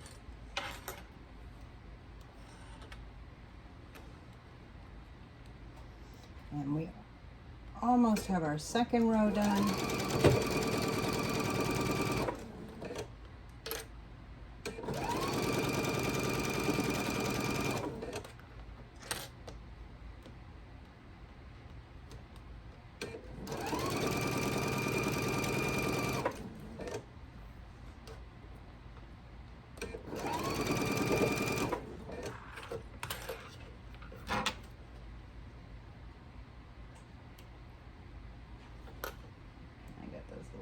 Close together. There we go.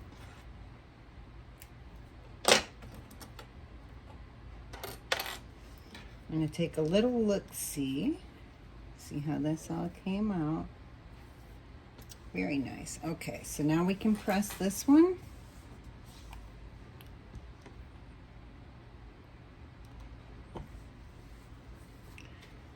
And I'm just going to finger press it open. Give it another press.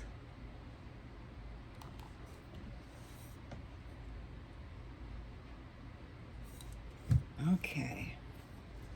Then I'm going to trim my dog ear that's down here. And my dog ear that's over here. And I'm going to make sure that that's, there we go, straight there.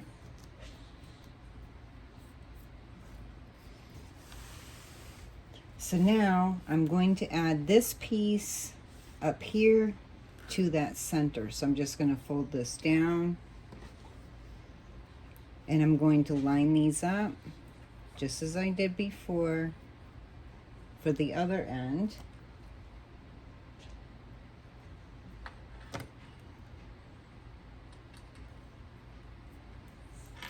Put a clip over here so they don't shift. And we're going to do our 1/4 of an inch seam going down this side over here.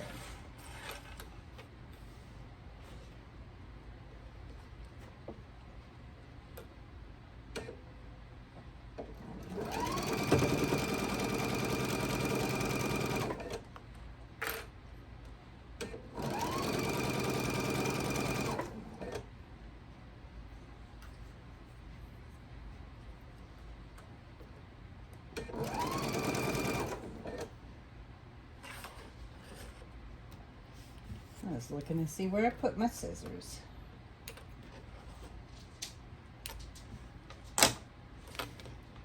Okay.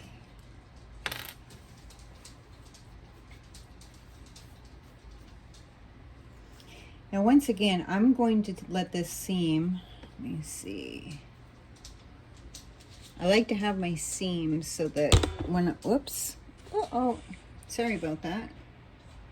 Hit my camera when I went to get this piece. Okay, I want to see that my seams will be going in opposite directions, and they will. So I'm going to press this towards the middle, towards the dark fabric, my seam. And it's going, my other seams are going in the opposite direction, so they'll butt up with each other pretty nicely when I put them together.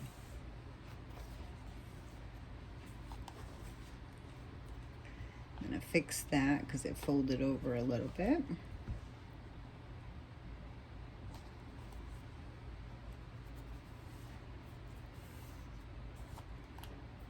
Give that a little press.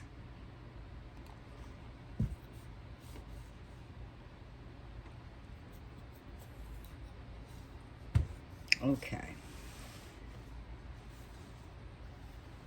So now I'm going to take that top corner and I'm going to add it to my middle. So I'm going to fold my corner over to my middle row. And the first thing that I'm going to do is I'm going to put my seams together. I've got them going in opposite directions so that they'll butt up against each other very nicely. And this, I do use pins when I'm trying to put my seams together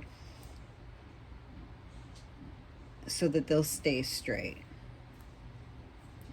And I open it up and double check to make sure that my pin is in there nice and straight. And if not, then I just adjust it a little bit. Make sure that I just wiggle it, make sure that my pin is nice and straight. And push it down through. And then I'm going to line up this seam over here. Now this one's a little more awkward just because this is going slanted to that direction.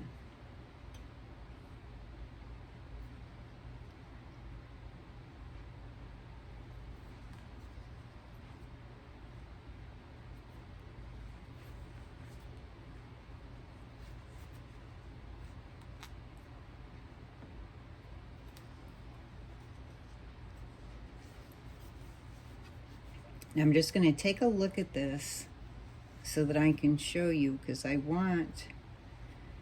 more worried about this point right in here lining up with that there. So my seam, because it's going to the side, that's fine. I'm going to be making sure that right about here, right where my point will be, that's the seam that I'm paying attention to. Not so much up here, but right down in here where my point is. So I'm going to put my pin in right about here where I know that my point is, and I'm going to double check inside. And see how my pin, it isn't quite up to my point. So I'm going to adjust my pin in this side first. I want it to go right in the top of that point. And then I will line that up right in here with this seam. Ugh, I went and moved it on myself. And actually I moved my pin completely. Okay, once again, I'm going to get my pin so it's up in that point and over here matched up with that seam, and making sure that they're nice and straight up against each other, and my pin's kind of going in sideways. So I'm going to fix that pin so it's going nice and straight through. So I'm going to pull it out. and realign it because I need that pin to be nice and straight. I need these to be straight up against each other here. Okay. So now I'll make sure that these are nice and straight and put my clip to keep them straight up against each other. And I'm going to put a couple of clips so that as I go, it doesn't shift. It doesn't hurt to put some extras in just to be sure. And we're going to be doing a scant 1/4 of an inch all the way across this top. When we get to our pins, once again, we're going to slow down, come almost to our pin, stop, and then pull our pin out. But I want to get close without hitting my pin with the needle so that it holds it in place so my seams don't shift away from each other.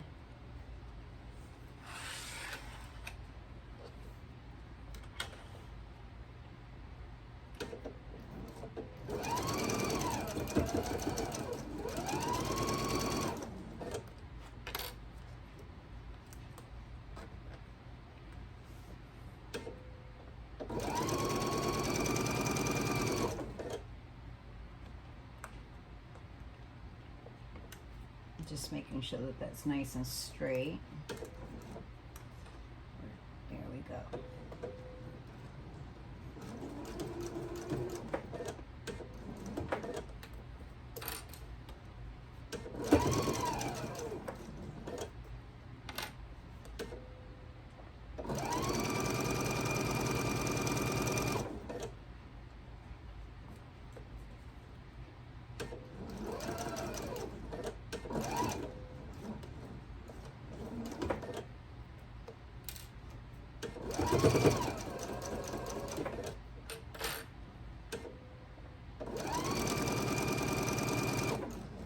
And before we press,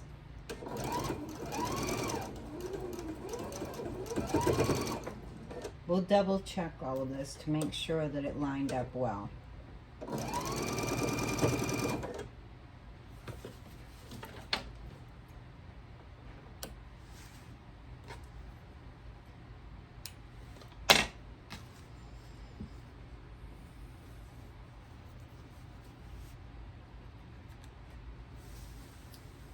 Let me take a look here. This side's lined up really nice.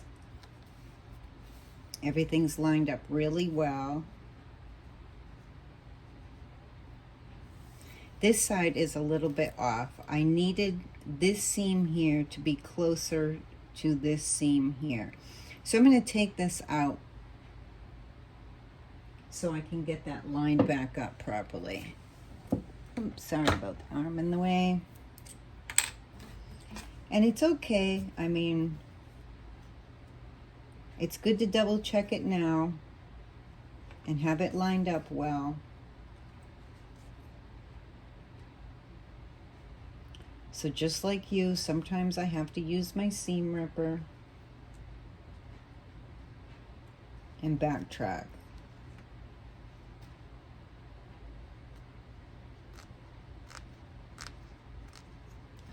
And I'm going to take this out probably like right to about halfway there so I can line that back up properly.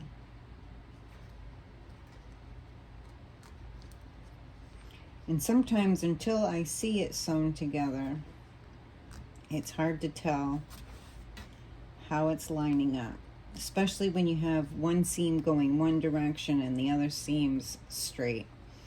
So I'm going to be lining it up. I want this seam to line up with this seam here, so I achieve that point. And I didn't quite get it lined up properly.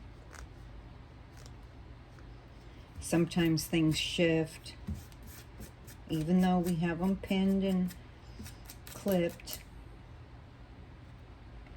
But it's good to check before you press, because pressing sets those seams and makes it a little more awkward to take it apart. It's easier to take it apart this way. So I'm going to redo this. And I'm going to make sure that my pin goes in right up against that seam that I'm trying to get lined up with this seam. But I also want to make sure that this is staying straight. This part, you know, our raw edges up here are straight.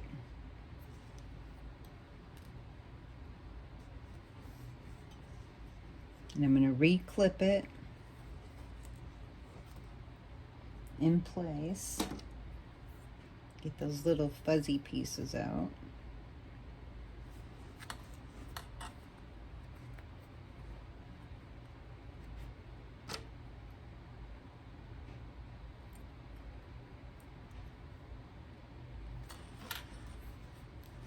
And so I'm going to go back about 4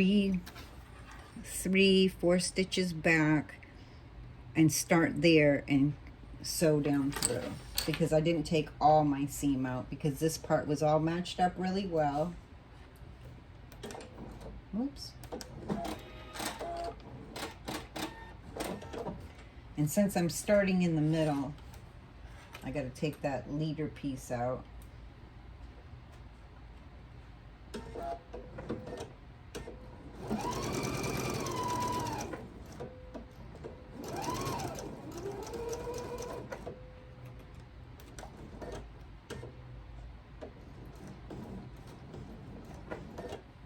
And get close to your pin without hitting it with your needle.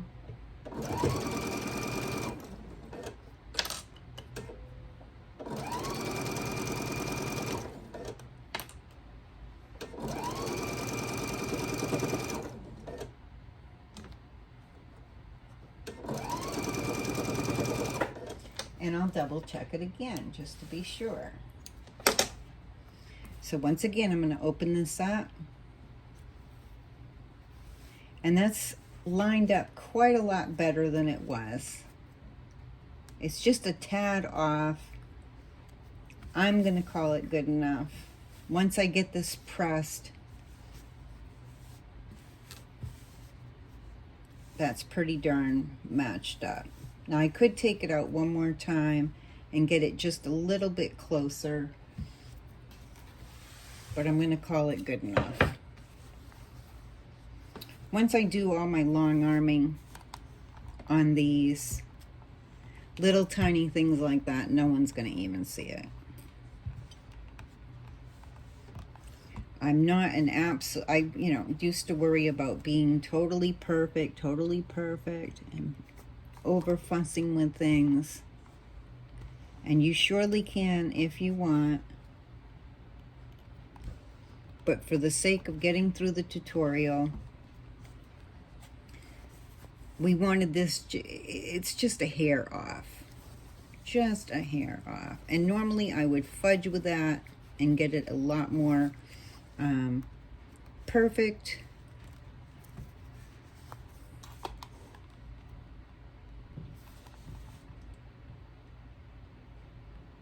But if I keep pulling it apart right now, the tutorial will never get done. So, the important thing too was that we had this nice and straight on this side, and we do. So I'm going to take that dog ear off there.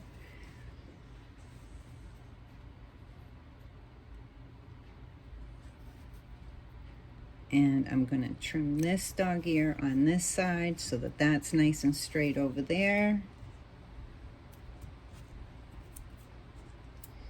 Now, most likely when I do my next one, it will come out even better because I've done it now.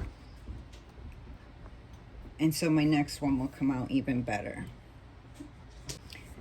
Okay, so now we can set that aside and we're going to do our last row. So for our last row,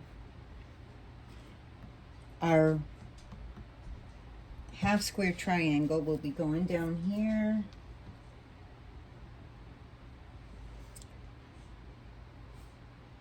Our background triangle there. Our other background triangle up here. Our medium down there. and our other medium up here, like, whoops, like this. And it's always good to double check with your diagram.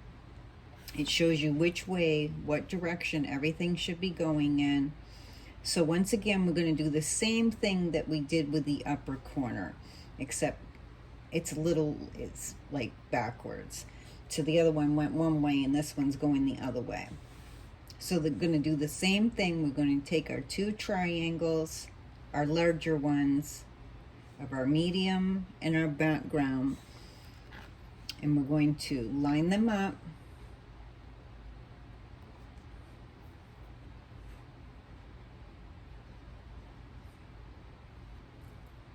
I'll put a little clip over on this side so it doesn't shift. I'll put a clip down in this corner here. And we will do our scant 1/4 of an inch going down this side.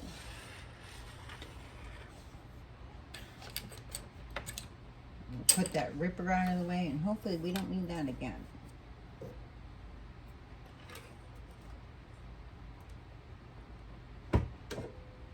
Oops, gotta move my pedal. It's getting stuck under my table.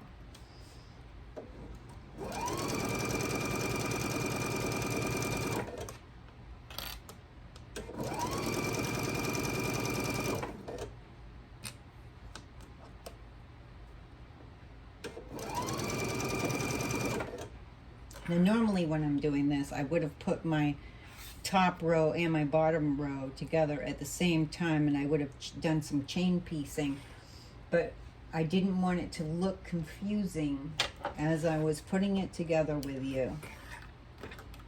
So I didn't do as much chain piecing as I would do normally when I'm on my own. So we're just going to do the same thing. I'm going to set these up here out of my way, and I'm going to press my seam going to the dark side.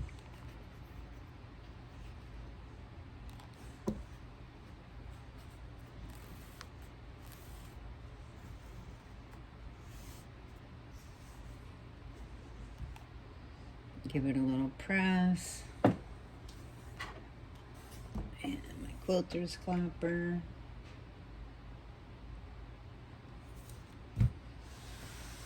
Okay, and our first piece is together, just like this. And I'm going to trim this dog ear off over here.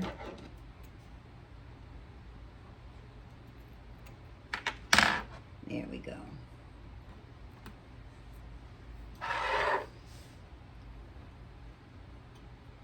Let me see that I have this going the right way before I continue. Yeah. So it's going to kind of look like this because we're working down like that. So that looks good. We're going to set this up here out of the way for a minute, and we will put these pieces together. So that one's going to go there. This one's going to go here. Let me see. So this is going to go like this. So these pieces are going to go together just like that. I'm going to move this out of the way temporarily, and I'm going to fold this down right side to right side. I'm going to get them lined up. I want this to be up, you know, going straight, flush, the raw edges, and I want this side to be going straight, the raw edges. And I'm going to put a clip down here to keep that from shifting. And I'm going to put another one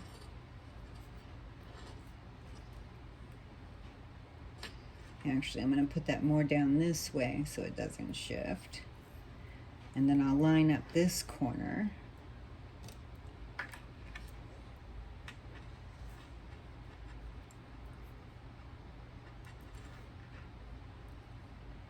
And up there, make sure everything's nice and straight. And we're going to do our scant 1/4 of an inch going down this way.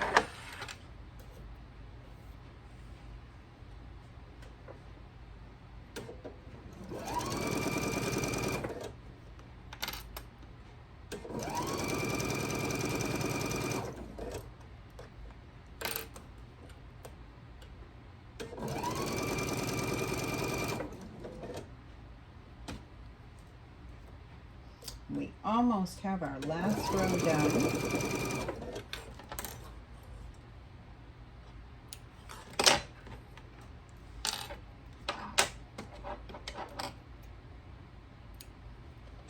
And I'm going to press this one toward the dark side again.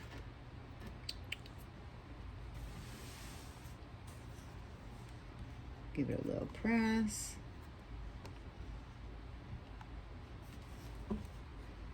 And I'm going to finger press it open.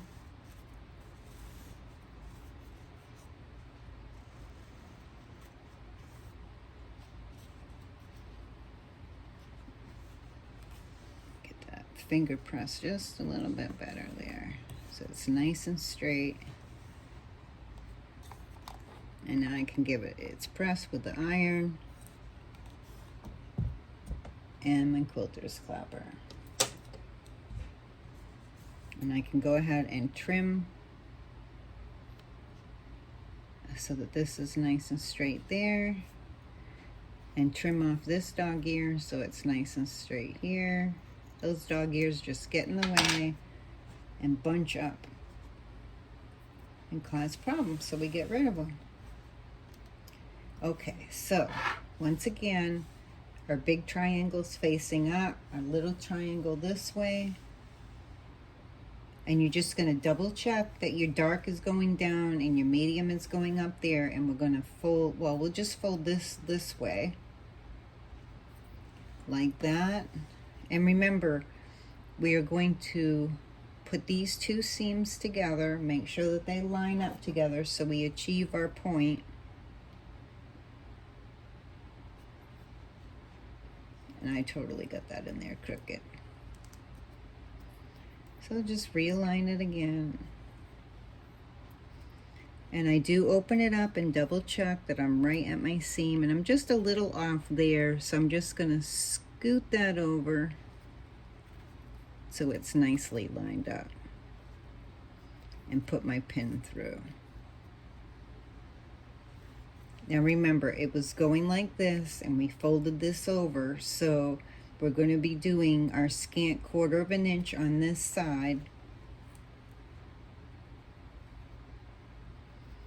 And I'm just making sure that that's lined up properly so it's nice and flush. And I'm going to put a clip down here so it doesn't shift. And I'm going to put one more here.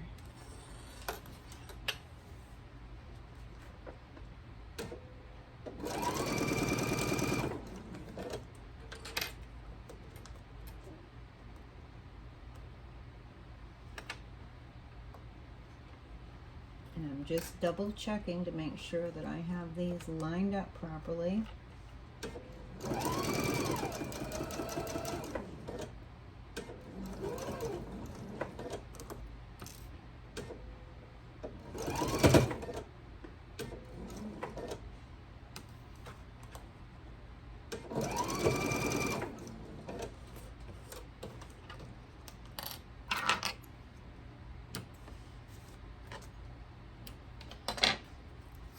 Okay.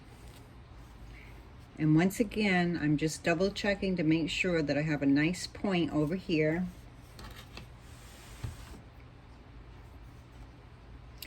And either side, I kind of have my seams going, but if I lay it this way, it's going to lay flatter. So even though I normally would go towards the dark side, I'm going to let this one go towards the light, towards my background, just so that it stays flatter.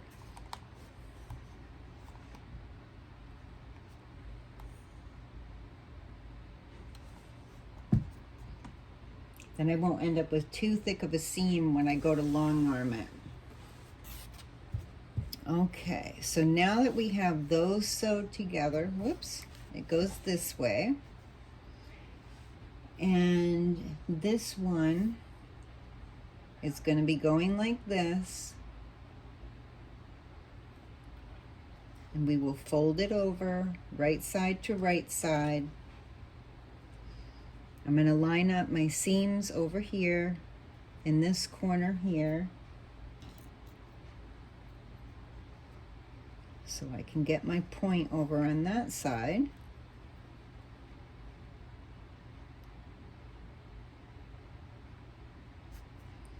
And I could tell that I hit my seam over here.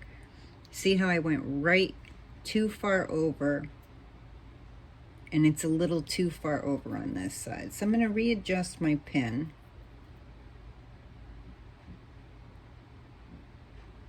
And I could feel it when my pin was going through, that it wasn't going through smooth. Now it's nice and straight in this one. I'm just gonna scoot it over. I can see my pinhole there, and I'm just scooting it straight over and lining that back up. And I'm gonna leave my pin just straight in there for now, because I want to line these up so that they're going nice and straight.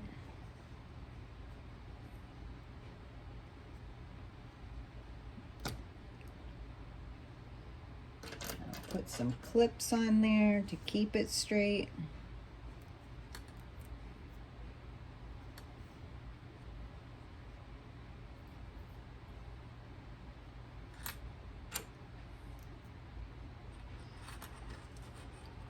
And now that I know that that's nice and straight, I'm going to make sure that my pin goes down nice and straight there. And I'm going to make sure that this is straight here.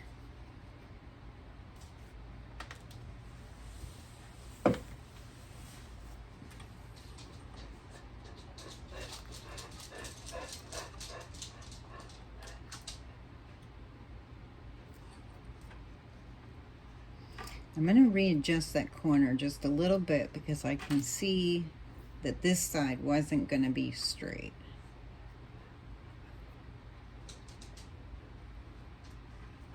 So I'm just going to readjust it, and I'll fix that. I'll go back into the seams afterward, but I want to make sure that this side is staying straight as well.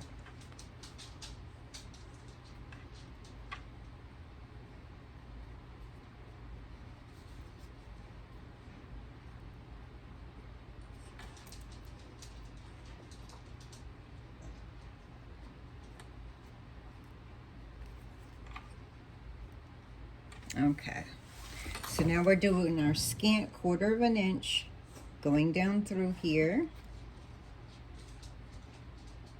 Taking a look at that. I'm going to readjust my clips now that I readjusted that to make sure that everything's staying straight.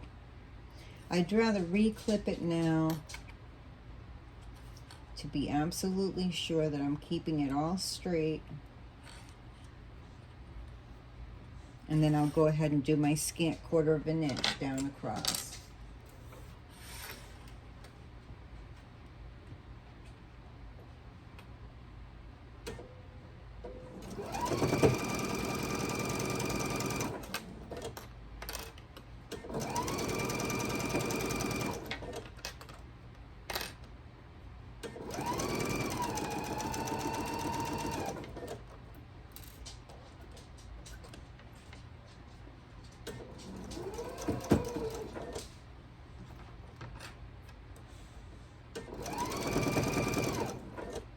Now we'll double check this, and if everything's looking good, we'll press it, and then we will move forward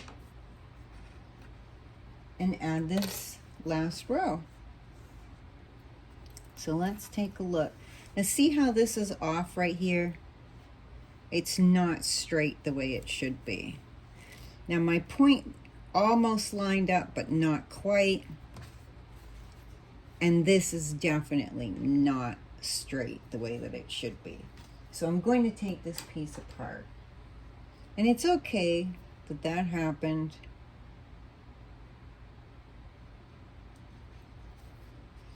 And I don't mind needing to take something apart with you so that it lines up better,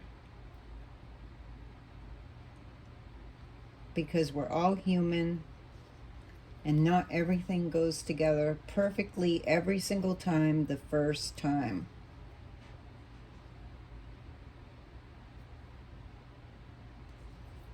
And actually, I'm going to start taking it apart down this end because it's going to be easier. I think. There we go. And you just want to be careful when you're taking it apart so you don't rip your fabric. It's always so disappointing if that happens, because then you have to recut your pieces and start over. So just gently take it apart. There's no rush.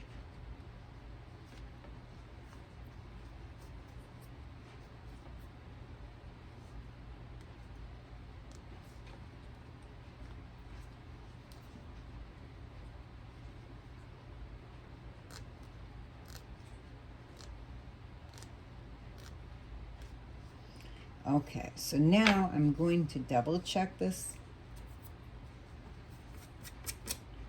to see why that didn't go straight.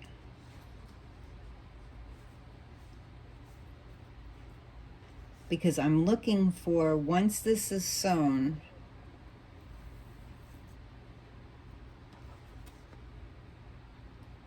for that to come out to be a straight seam.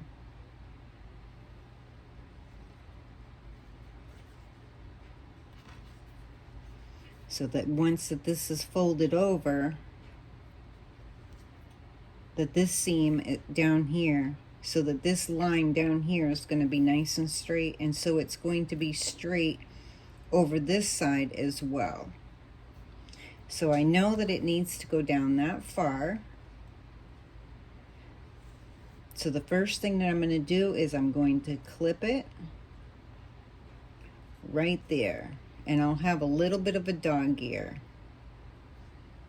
So I'm going to clip that right there, knowing that's where I need it to be, so that it's going to fold open, and I'm going to end up with a nice straight line there.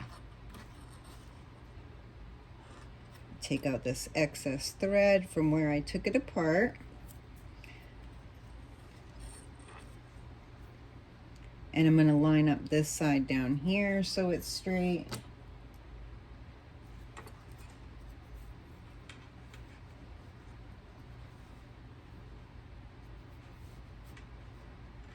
We'll get this lined up. And then I'm going to line up my seam over here.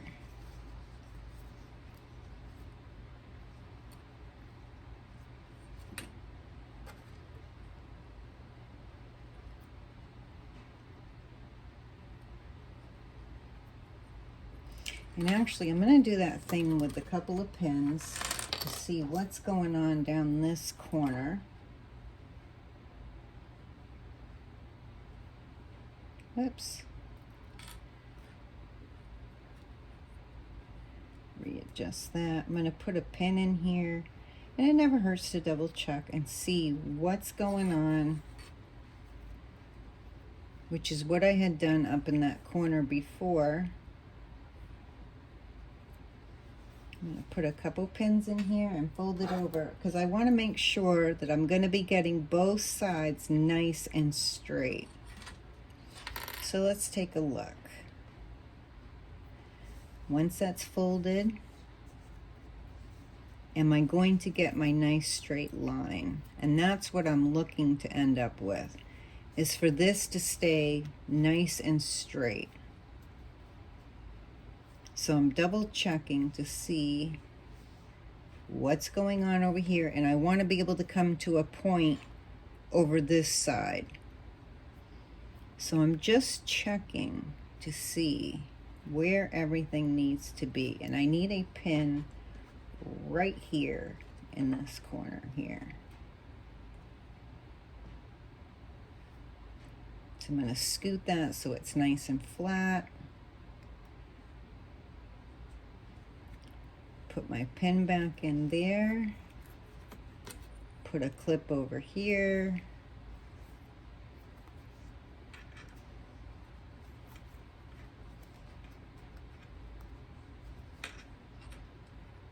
Take that out for a moment. But I do know that I need this to go right about there, so it's going to come out nice and straight.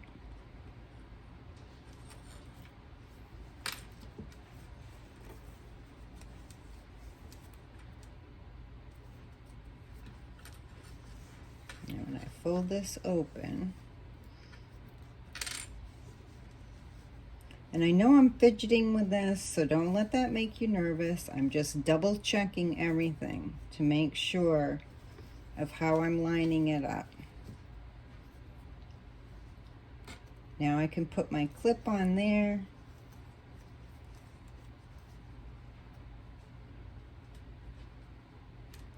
You know, I had this happen with that last time that I did one of these.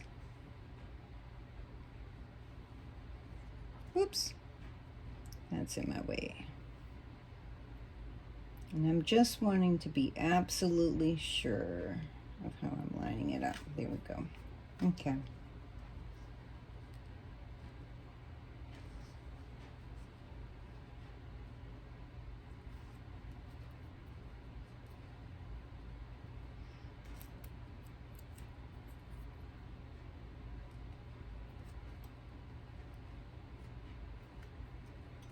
And actually, I'm going to let my pin go in there that way, temporarily.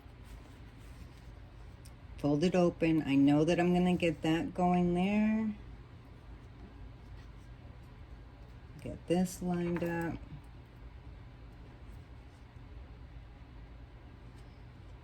And for some reason, this one's just a little bit shorter than I want it to be. There we go. I think I got it now.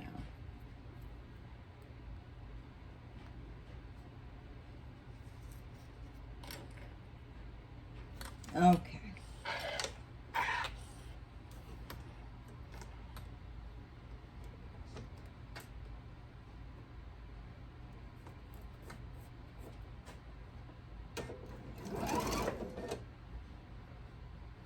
And we can always double check it again once we get it sewn if we have a problem.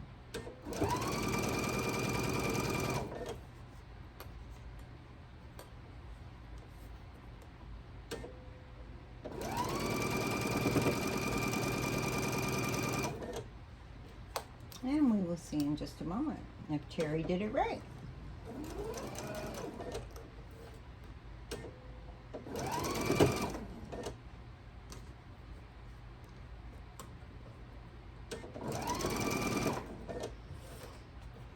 Okay, deep breath, and we'll take a look.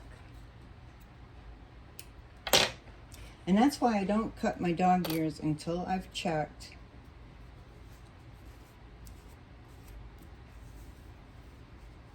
And once this is pressed, now it's going to be straight. So I'm going to press it first and then I'll trim my dog ear.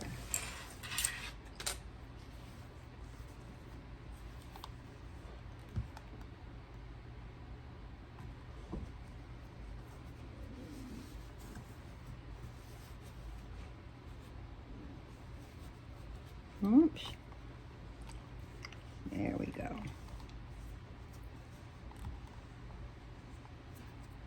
And now that's nice and straight up there where I needed it to be.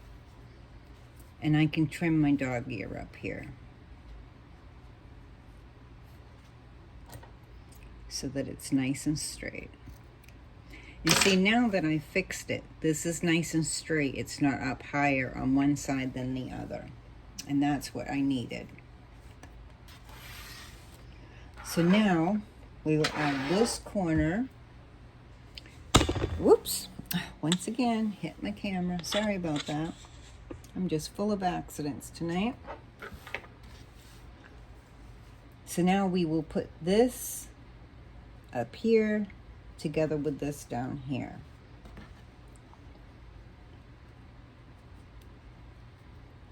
Now once again, I'm going to do those two seams that are straight up and down and get those lined up.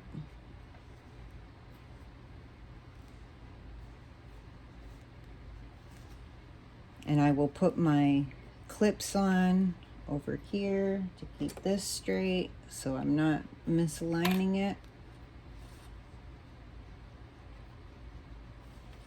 And I'm just going to fold this over so that I can see how my alignment is. And I know I need to get this seam here lined up with this seam here. And keeping this straight up here, mind you. So I'm just going to take a look because we have a point on one side and the other side's kind of not a point. I may not be able to get my point straight on this side. We'll see. I'm going to put my pin in sideways again and double check this before I get it all pinned up and see how my alignment's going to be. So I can take a look here.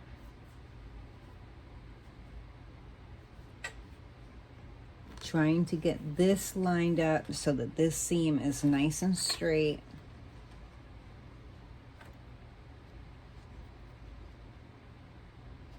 So I'm just going to scoot that up there.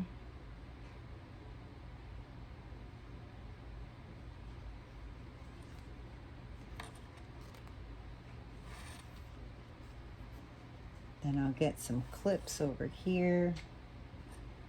And once again, before I trim my dog ears on this, I'm going to check my alignment to see if maybe I might need to take it apart to realign it.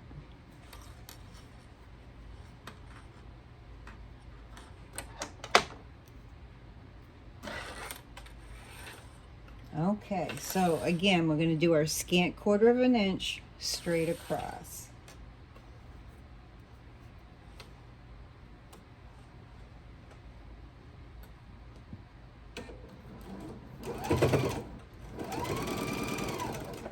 And that's why, you know, I recommend to do this one with some scrap fabric first.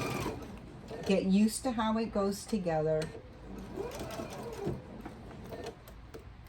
Because then your next one will go together quicker and easier. And usually better.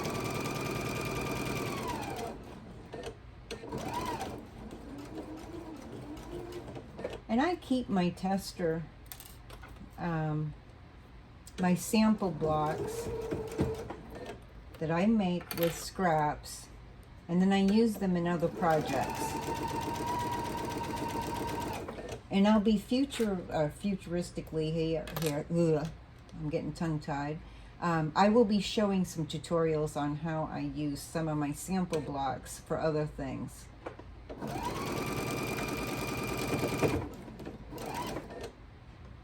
Okay. We will double check this and see how the alignment went. It is a tad trickier when you're doing them diagonally.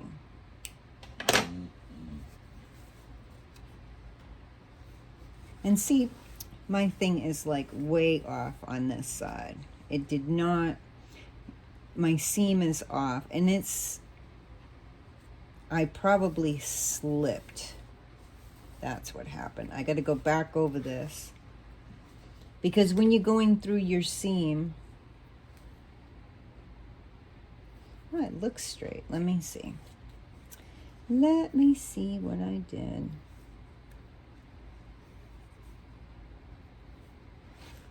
So this is nice and square over here, nice and flush. And I am going to take it apart right up to there so I can fix this. And I was kind of feeling like that was going to happen. But this is my first one of this block. I didn't do a sampler ahead of time, and I should have, but it's been a busy week. We had a baptism, we had a retirement ceremony, we have a graduation thing going on. Just a lot happens in the beginning of June. And birthdays.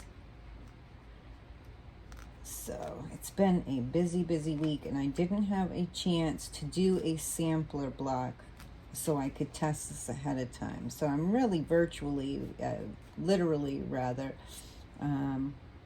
putting this together with you at the same time. So you get to see my boo-boos and see I'm human too. Not everything is perfect.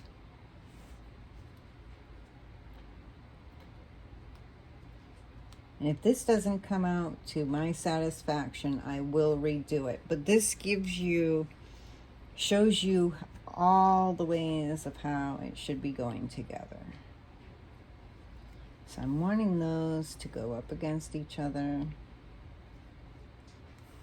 There we go.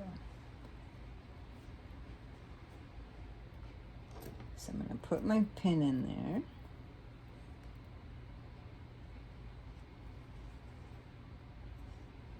Let me see how my alignment is. Scoot that over just a little bit.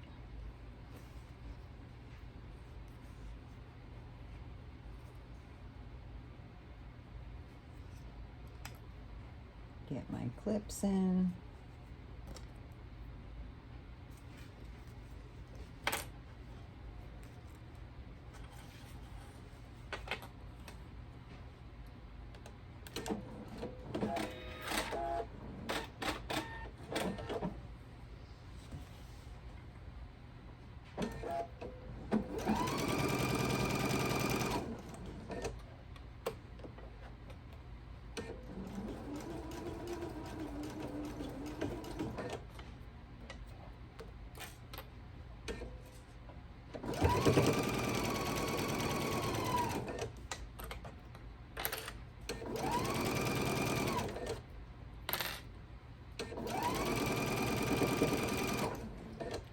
Okay, let's see if this came out better.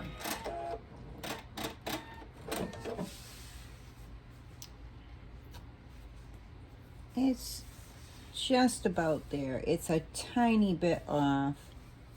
And I think it was when I originally put this corner together. But once this is pressed, it's going to be pretty close. And I'm going to call it good enough for this one. When I do my teal one, now that I've put this together, it will come together even better. But it's just about there. It's like just a little slight off, and I'm just going to call it good enough.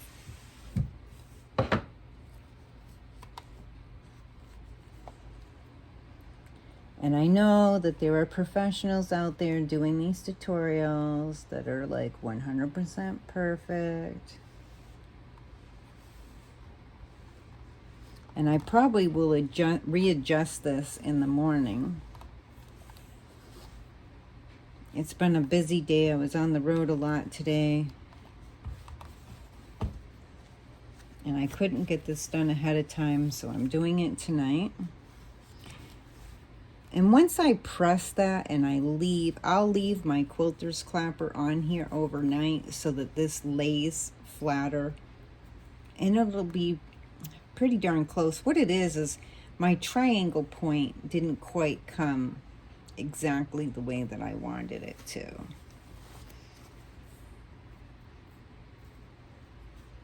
And this is just a tad off over on this side.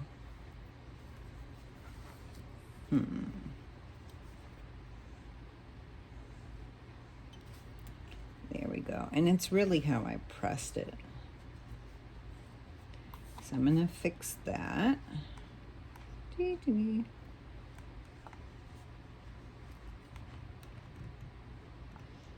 Points can sometimes be difficult to get exactly right where you want them to be. And I'll be leaving my quilter's clapper on here overnight, rather than just a few seconds. And that will flatten that out a lot better for me. So I'm going to trim this straight across so it stays nice and straight. Take that dog ear off. And like I said, I'll leave my quilter's clapper on here overnight.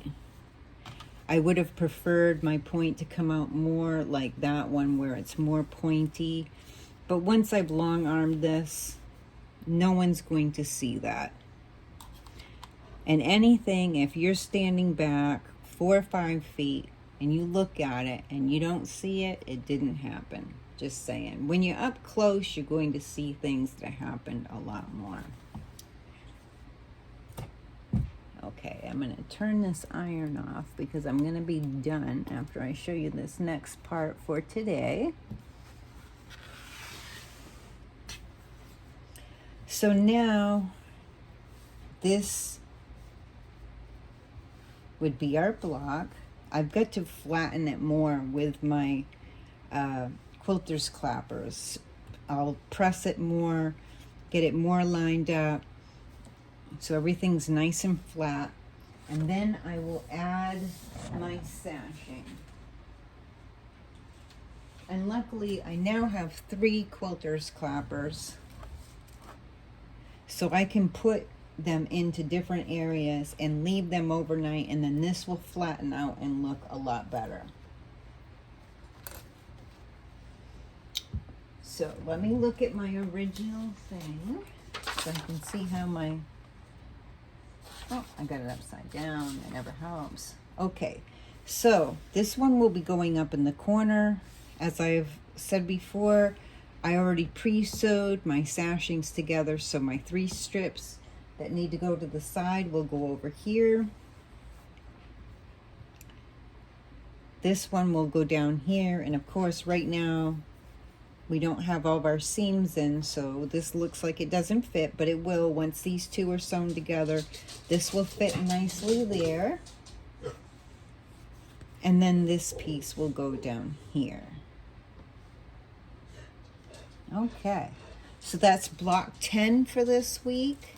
Let me get my camera over here a little bit better. That's block 10 for this week. We have 2 more weeks to go. The next 2 blocks are so much easier. This one had a little bit of a challenge to it, mostly because it's going together diagonally. And it's a little bit more touchy getting your points to be perfect when you're going diagonally. Now, like I said, when I do my next one, it'll be a little bit easier, and the more and more that I make a block like this, the easier and easier it would get. Everything takes time and practice. I have one little dog ear over there that I didn't get off, but I'll get that afterward. So that's it for this week. Now, once I do block 11 and 12, I will be doing an alternate block that if you find this too frustrating and you don't want to, you're not having success with it, or you're not happy with doing it, I do recommend to try it first with scrap fabrics. Then you'll have an alternate block that you can exchange. And it never hurts. Like, say you, this one is a star form. You could make 2 of these and exchange it out here. Or you could make 1 of these. It doesn't hurt to have 2 of the same block in your quilt. So I will be making an alternate block, so if you find any one more difficult, you will be able to get that one in. That dog ear is going to bug me. So I'm going to get that off there now. There we go.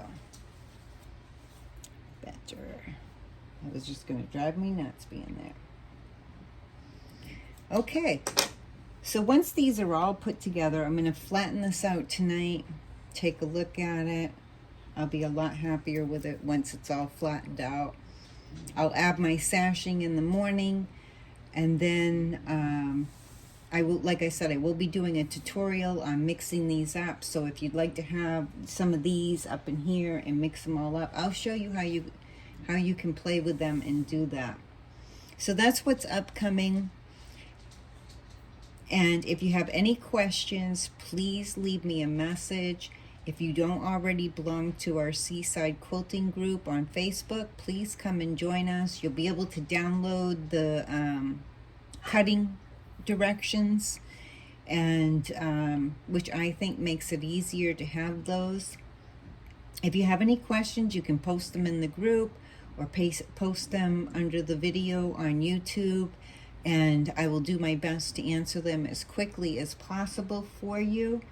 You can always send me also a direct message. It helps if you tag me in a message or send me a private message asking the question so that I can help you as quickly as possible. Also, just as a reminder, we have 7 o'clock on Tuesday evenings Eastern Time, we have a sip and shop